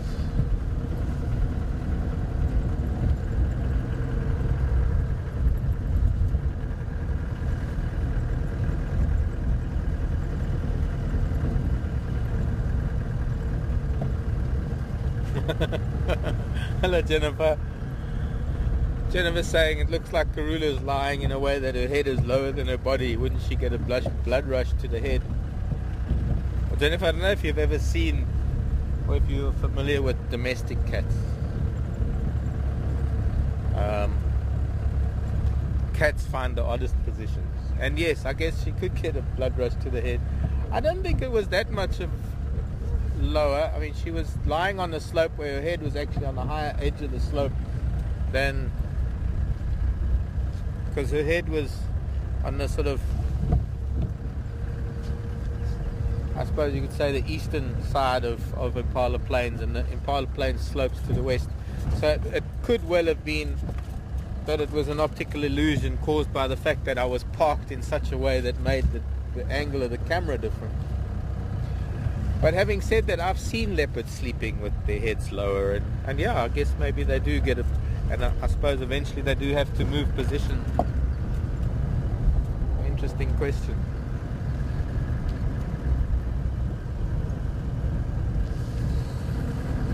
Okay, so we're not looking for the tracks for the class, we're looking for the actual animals, but I still want to find those flowers.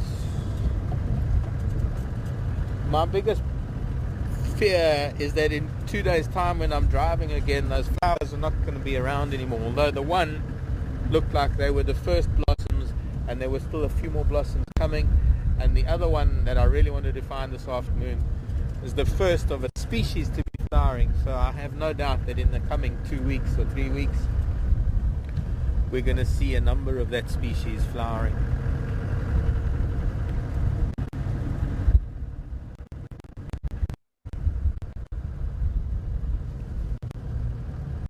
But we don't have much longer for drive this afternoon. We're going to be ending drive a little bit early, and because of that, I want to do a loop up to Biddles of Cutline and then to Gari Dam, and hopefully, I don't know how much time we got left. Hopefully a pachyderm or two might cross our path. Oh, see, gee, I don't have that much left at all. Okay, I'm going to have to leave those flowers for Sunday.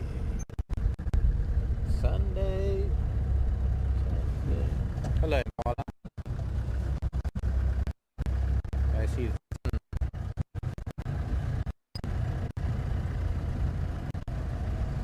is dropping. Hello, girls and boys. Hint, hint. Karula's on Impala Plains. Don't go there. Yes, you. No, don't go there. Although she'll probably come this way. Give you a Halloween fright later.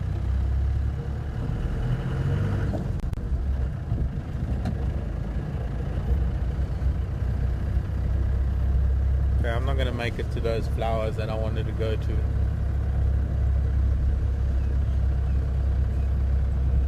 With Karula sleeping on Impala Plains, there's a good chance that her children are around camp, and they might even make an appearance while we're at Fireside Chat.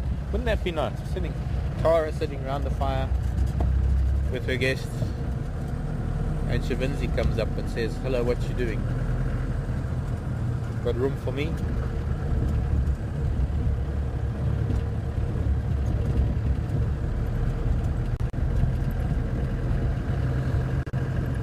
take a walk on the wild side.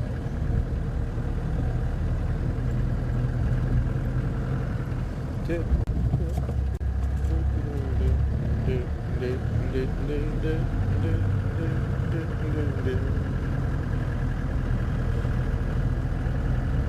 hey babe, take a walk on the wild side. Painted snipe. Can you Adam and Eve? Oh, there's a.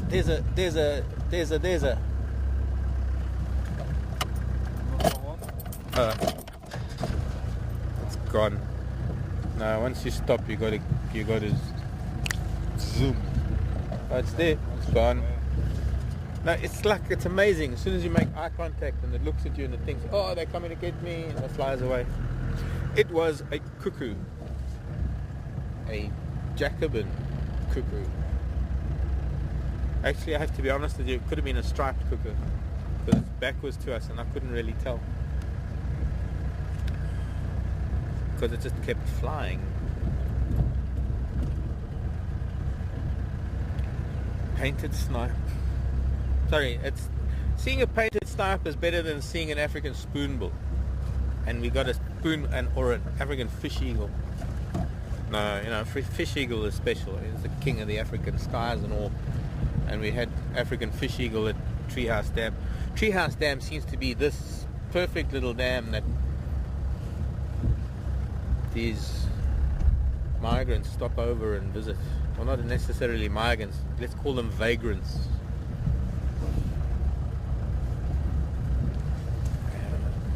So I've got to say it again. A snipe here at Djuma. What do you think about that? Parsi and Raisa and Lynn and Rita and Brian and Heather and Dave and who am I missing? Rosie. Who am I missing of the birders? Robin. And I'm just thinking of all the birders. Mike Moss, have you got a photo of a snipe? Mike Moss isn't a birder, but Mike Moss has got some really good bird photos. Although I'm hoping that one day Mike actually might say, okay, I relent, I am a birder after all. They are quite phenomenal. Albury's Road, heading north, touch on Buffels of Cut Line, and do a loop around to Mvubu Road, I think, and then go home. And maybe put it on charge for a little bit so we can get the fire going, set up for fireside chat.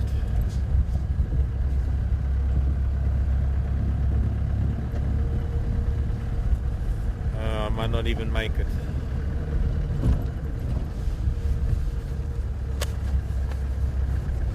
Let me just see, where am I? Oh, look there. Stay there. This beautiful light on the lilac breasted roller from underneath. One of the most colourful birds here at Djuma.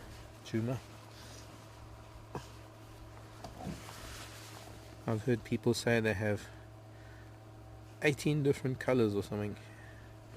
All the different blues and browns and greens and beiges and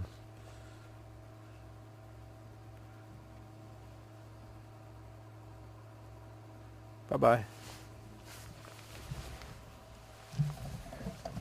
At the moment they're still quite prominent. But very, very soon we're going to get the turquoise blue Eurasian or the European rollers. It's a plated lizard on that termite mound. Behind some grasses. Thought it might have been a snake. So desperately want to find you a snake. We briefly saw an egg eater the other night. It was the kind of evening that I could have driven around all night. It was in between rainfalls, in between showers, and it was a warm, humid evening, the perfect summer evening.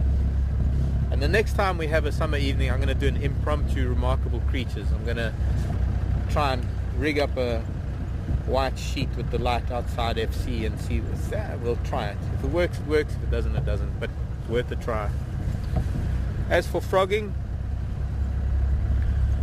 let's leave that till late December, January. Once the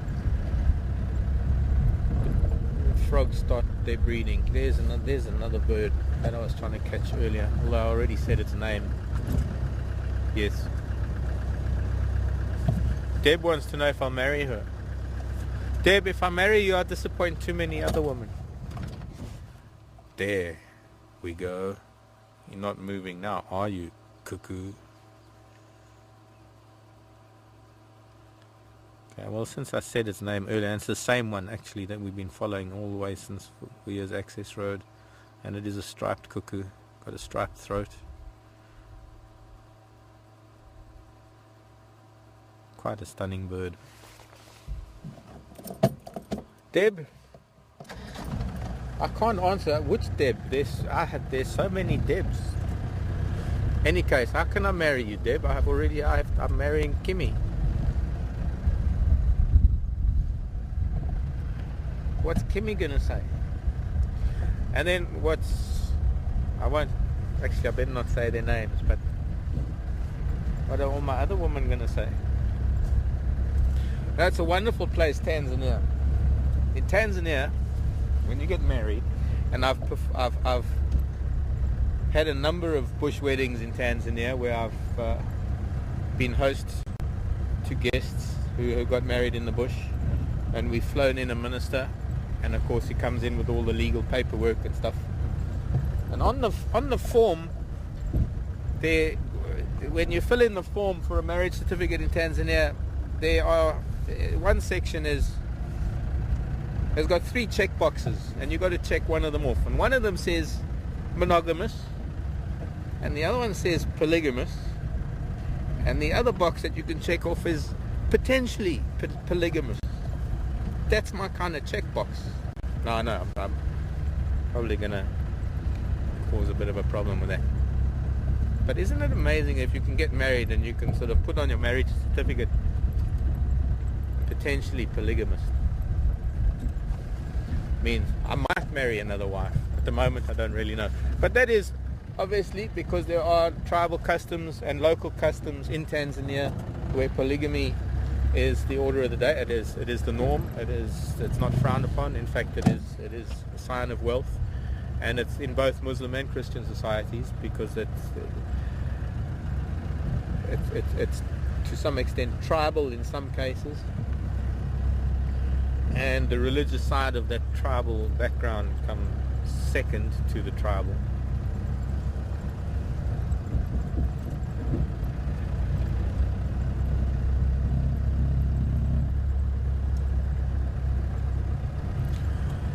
Hello, Joanne in Arizona. Do we have any martial eagles here at Djuma? Yes, we do. In fact, there was a time not too long ago, funnily enough, where we had a martial eagle. We were following a martial eagle in the open area we call quarantine. Seb, you were with me with that martial, and then it flew into the distance, and that batelier came out of nowhere. And I think so. But once again, you know, I could talk about martial eagles in the same way that I can talk about things like lion, elephant, and cheetah, and some of these animals that move over such large areas. Martial eagles have a vast territory, and this little 1,000 hectares, and it's, when I say little, to us it's ample. For a person like me that has lived in East Africa, and I've had thousands of square kilometers to myself for walking safaris, overnight walking safaris. I've lived in really remote places in Kenya, Tanzania, Zambia, Botswana. For me, this 1,000 hectares that we have here is a blessing because I get to follow the lives of individual animals. And when you live in a very, very big area like Selous or Selous in Tanzania, Tarangire in Tanzania, or Meru National Park where I was in Kenya, or even the Chulu Hills in southeastern Kenya, or Lower Zambezi in Zambia, and the Okavango in Botswana, huge areas where you've got so much ground to cover, you never really get to follow individual animals the way that we get to follow individual animals here at Djuma. But one of the downsides of that, perhaps, is that we don't get to see a variety of habitats. We're stuck with the homogeneous type of habitat that we have here at Djuma, with a few maybe artificially created open areas that are now, well, they now look natural. But martial eagles are one of those birds. The martial eagle is one of the largest eagles here in South Africa, or Southern Africa for that matter. And we could probably say it's the biggest eagle we get here, because we don't get Vero's eagle here and we don't get crowned eagle here. And the martial eagle is only matched by the likes of the crowned eagle and Vero's eagle. The Vero's eagle lives in very mountainous terrain. My brother has him on his farm in the Cape. He has a mating pair there and a nest that's been there for 45, 50 years. In fact, it was 45 years when he bought the farm, and that was 12 years ago.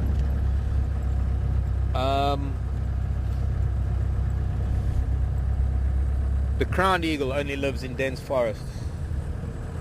So we're going to see neither the black, which is also known as the Vero's eagle. We're going to see neither the Vero's nor the crowned eagle here at Djuma, but we do see the other massive eagle of the African skies, which is the martial eagle. And I'm hoping we'll see one during this time that we're doing this checklist challenge, because it would be a nice thing to confirm on our checklist. They're massive. Their wingspan is over 6-7 feet, 2.5 meter wingspan. They are known to kill even adult impala. Yuri, the owner of Djuma, once had a situation outside his house where he saw a martial eagle take out a young impala. And I've seen some pretty amazing photographs of martial eagles on different types of kills. But they tend to favor things like monitor lizards and guinea fowl. I'd say those are the two favorite prey items of the martial eagle. Okay, those flowers, and these are the flowers, one of the flowers, not really a tree that I was looking for, but it just shows that this is another tree that is flowering with them. And it's late in the day and it's been very, very hot. And these flowers are a little bit withered and you can't see the pink. But I would just like it noted, because that is one of the reasons why I look at flowers, is to take note of the first day of the year, or the date that we first see this particular tree flowering. And this particular tree is Dicrostachys cinerea, the sickle bush. And the flower is a little bit old. It looks like a very, very tiny jewel beetle that might have been on that flower.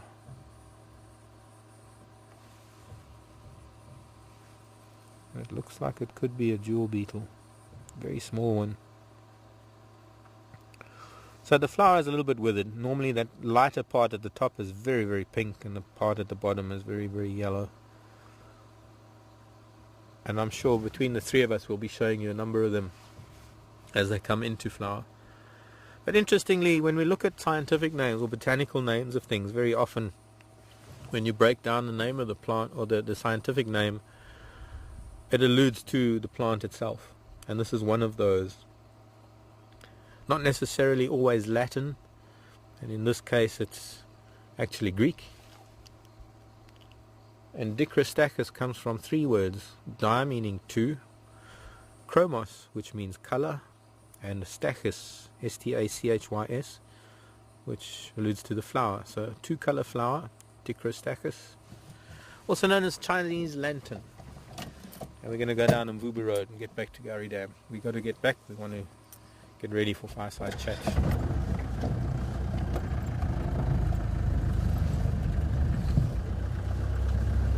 I was hoping maybe there'd be signs of elephant up here, but hope away, Mark, hope away. Elephants will be back. I think because of all these rains, a lot of the elephant have moved back into Kruger, to some of the open grassland areas where they can, they've been feeding on a lot of really rough stuff in the last few months. And for them to get to a place like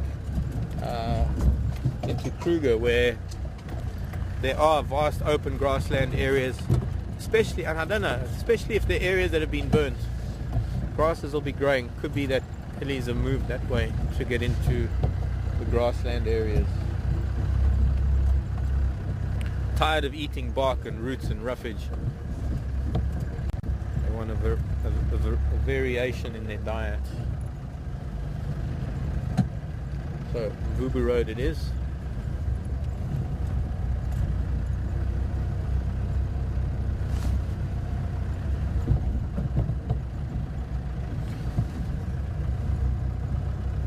Crane in Canada. Are there any giraffe calving grounds in the Djuma area? Well, there isn't really a specific area for giraffe to calf. Giraffe will calf wherever they go into labour, and it's highly likely that a giraffe could calf here at Djuma. No reason why not. But there's no specific area. Giraffe don't go to a specific area to calf. They don't seek out anywhere in particular.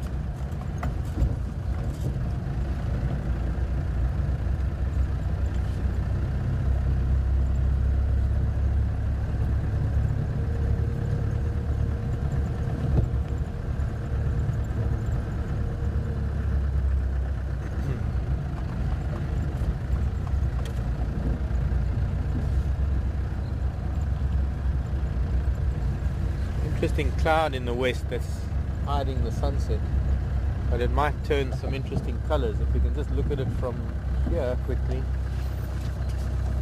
At the moment there's not that much color.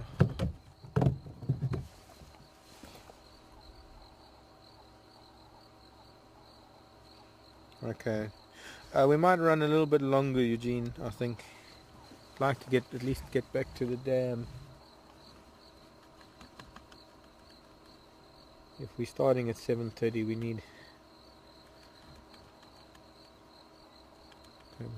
we can maybe run a few minutes late. But that whole sky is going to light up pink.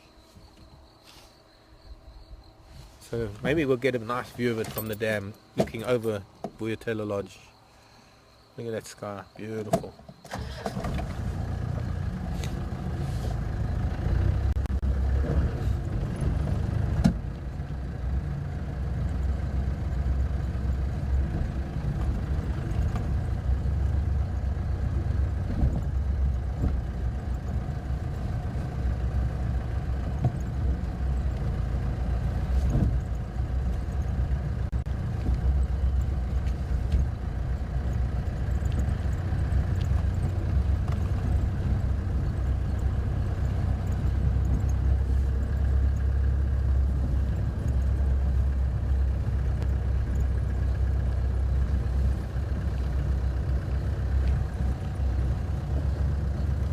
Excuse me, Franklin.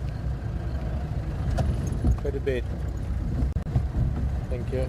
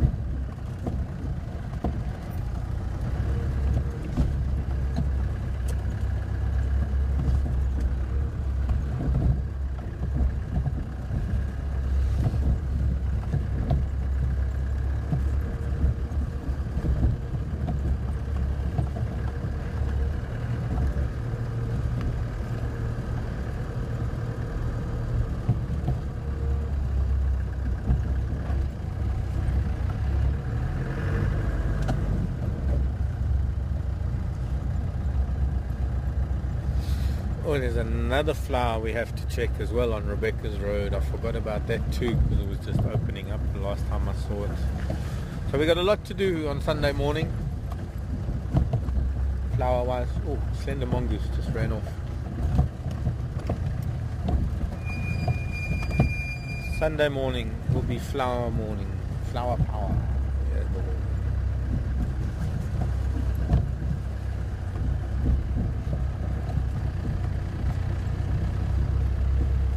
Mangovo in Shangaan, slender mongoose.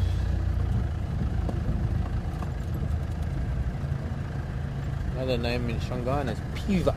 There's Piva. P-I-V-A, Piva. Some interesting photographs somebody posted on our Facebook page of a big male waterbuck that chased a young male into the dam. He must be getting a little bit irritable with these young males, even though they're far from maturing.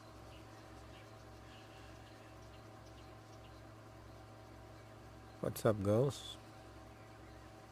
Standing like statues, ears like radar dishes, listening to every sound. Wonderfully, the wind has dropped, and it is a beautiful still evening. I suppose that's why there's this cloud build-up now, is because the wind has dropped. And we're just going to get onto the dam wall and should have a nice colour on in the sky above the lodge. Sorry, Seb.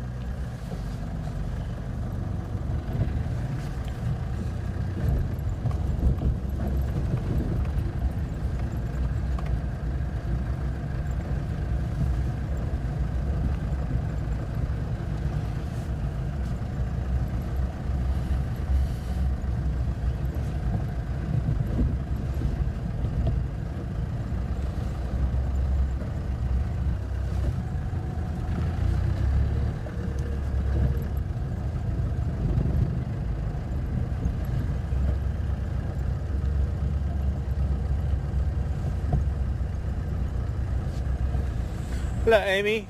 Asking what Franklins they were. Well, we will be doing that for the checklist. There's an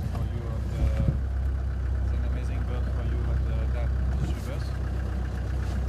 Seb saying there's an amazing bird for me at the dam. Correct. This time I see one there, no? On the dead tree. Oh, yeah, but I might have it already. I think I've got it already. From 3 hours down. Yeah, but wow, look at that. It's the first time I see one here. First time Seb seeing one. I've seen the juvenile here, and I'm looking at that one, and that's an adult. I think it's the first time I'm seeing. No, I have seen adults here. Don't know if you're seeing that. Whoever's zooming at the moment, but in the dead tree, the guinea fowl dead tree, the tree that Induna climbs, Karula climbs, the leopards chase the guinea. You know that big dead tree. Don't know if you can see it, but here's an African fish eagle. Seb, I think you're the only one that doesn't have it on your list. Because Taro was the first one to find it at Treehouse Dam. And then I was lucky enough to get it at Treehouse Dam. And now lucky enough to see it here at Gowrie Dam.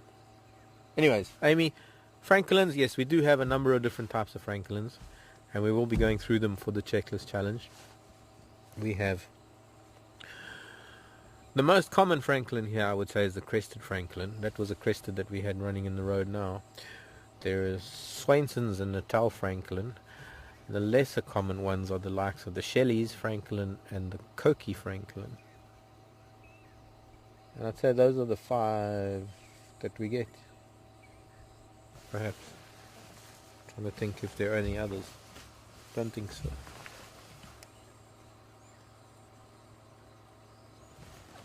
Okay, let's make our way onto the dam wall. That bird might just be there still.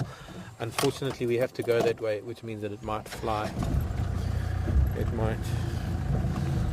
But we might get to see it against this stunning sky.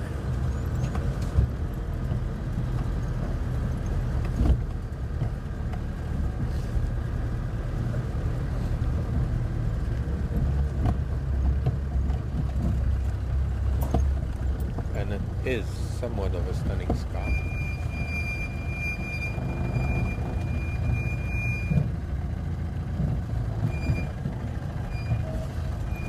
Dust on brake pads. These are new brake pads. Shouldn't be squeaking. Old brake pads, some of them were non-existent. We were braking metal on metal.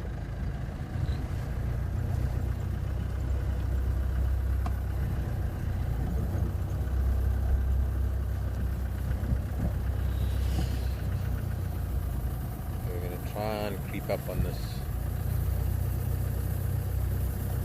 Haliaeetus vocifera is the name of the fish eagle. And for those of you in North America, Alaska, Canada, US, I see it's going to be way too silhouetted to get a view of it. What you have in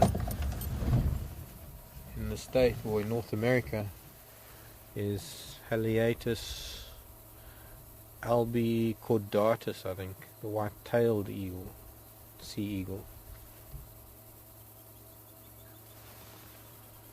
Correct me if I'm wrong, anybody. The scientific for the bald eagle, Haliaeetus or Haliaeetus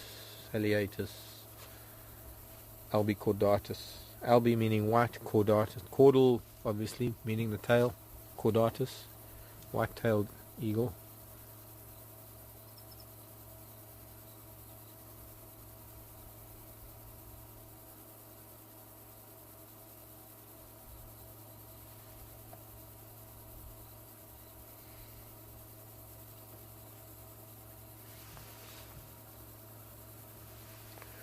This is the most incredible time of the day. We've got the sounds of the day winding down, and there he goes. Look at that, crossing our path.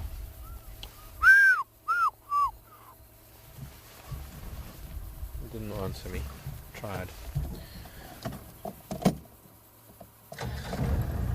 Good. Well, now I know it flew of its own accord. I didn't chase it. Gone back home for the evening. It's getting late. Bye bye, fish eagle.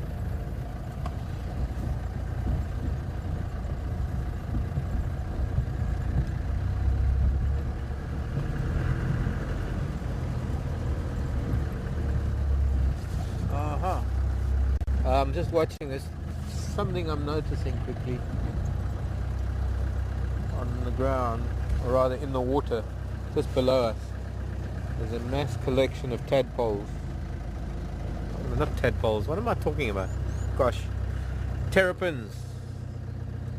My brain is not connected to my mouth at the moment, so my mouth was saying one thing and my brain was thinking of something else. But there are a bunch of terrapins swimming around in this little corner of the dam, and the weirdest thing is, or no, not the weirdest thing is, but the unusual thing is that you'll see there's a little there just to the right of the picture. There's some bubbles, and just above those bubbles, I think it's more or less there, is where that foam nest, tree frog foam nest is. Now, before I close down, if you can, otherwise you'll have to tell me next time or send me an email. But the first foam nest, tree frog nests appeared in this tree a couple of days ago, and I'm thinking that it was about the amount of time that it takes for that nest to incubate the eggs, and then it could be, look at that, tadpoles, no, it's the tadpoles that are dropping. That's a terrapin swimming in circles, just waiting for those tadpoles to drop into the water. Now, yum, yum, yum. Yum, yum, yum, yum, yum, yum, yum. Don't know what this terrapin is doing. Waiting for tadpoles to drop out of the nest. Okay, let's just get up to off the dam wall, and I'm gonna bid you farewell. I'll bid you farewell for now, as they say in Hebrew, lehitraot. Or in French, tout à l'heure, or something, which means not goodbye, but I'll see you soon. And we're gonna go back and set things up for fireside chat. We've got a really special fireside chat coming up for you this evening. And, well, we've seen the best of the colour out of the sky because it's gone grey. And that is because of all the cloud that there is on the escarpment. Not seeing much weather moving up, but who knows what the day will bring tomorrow. This wind has dropped and that might make a weather change. But it's been a lovely afternoon. I've had some fun. I hope you've enjoyed it too. And I want to thank the class that joined us. I really enjoy it when we do get a group of youngsters. Sometimes some of the questions and some of the things that come out of a youngster's mouth is more, it's not only entertaining but more educational for me, because it gives me an idea of what youngsters are thinking these days, and I'm a little bit out of touch with that. My name is Mark, Seb's on camera, and Eugene from Djuma from Vuyatela has been in final control. Thanks for your help, Eugene.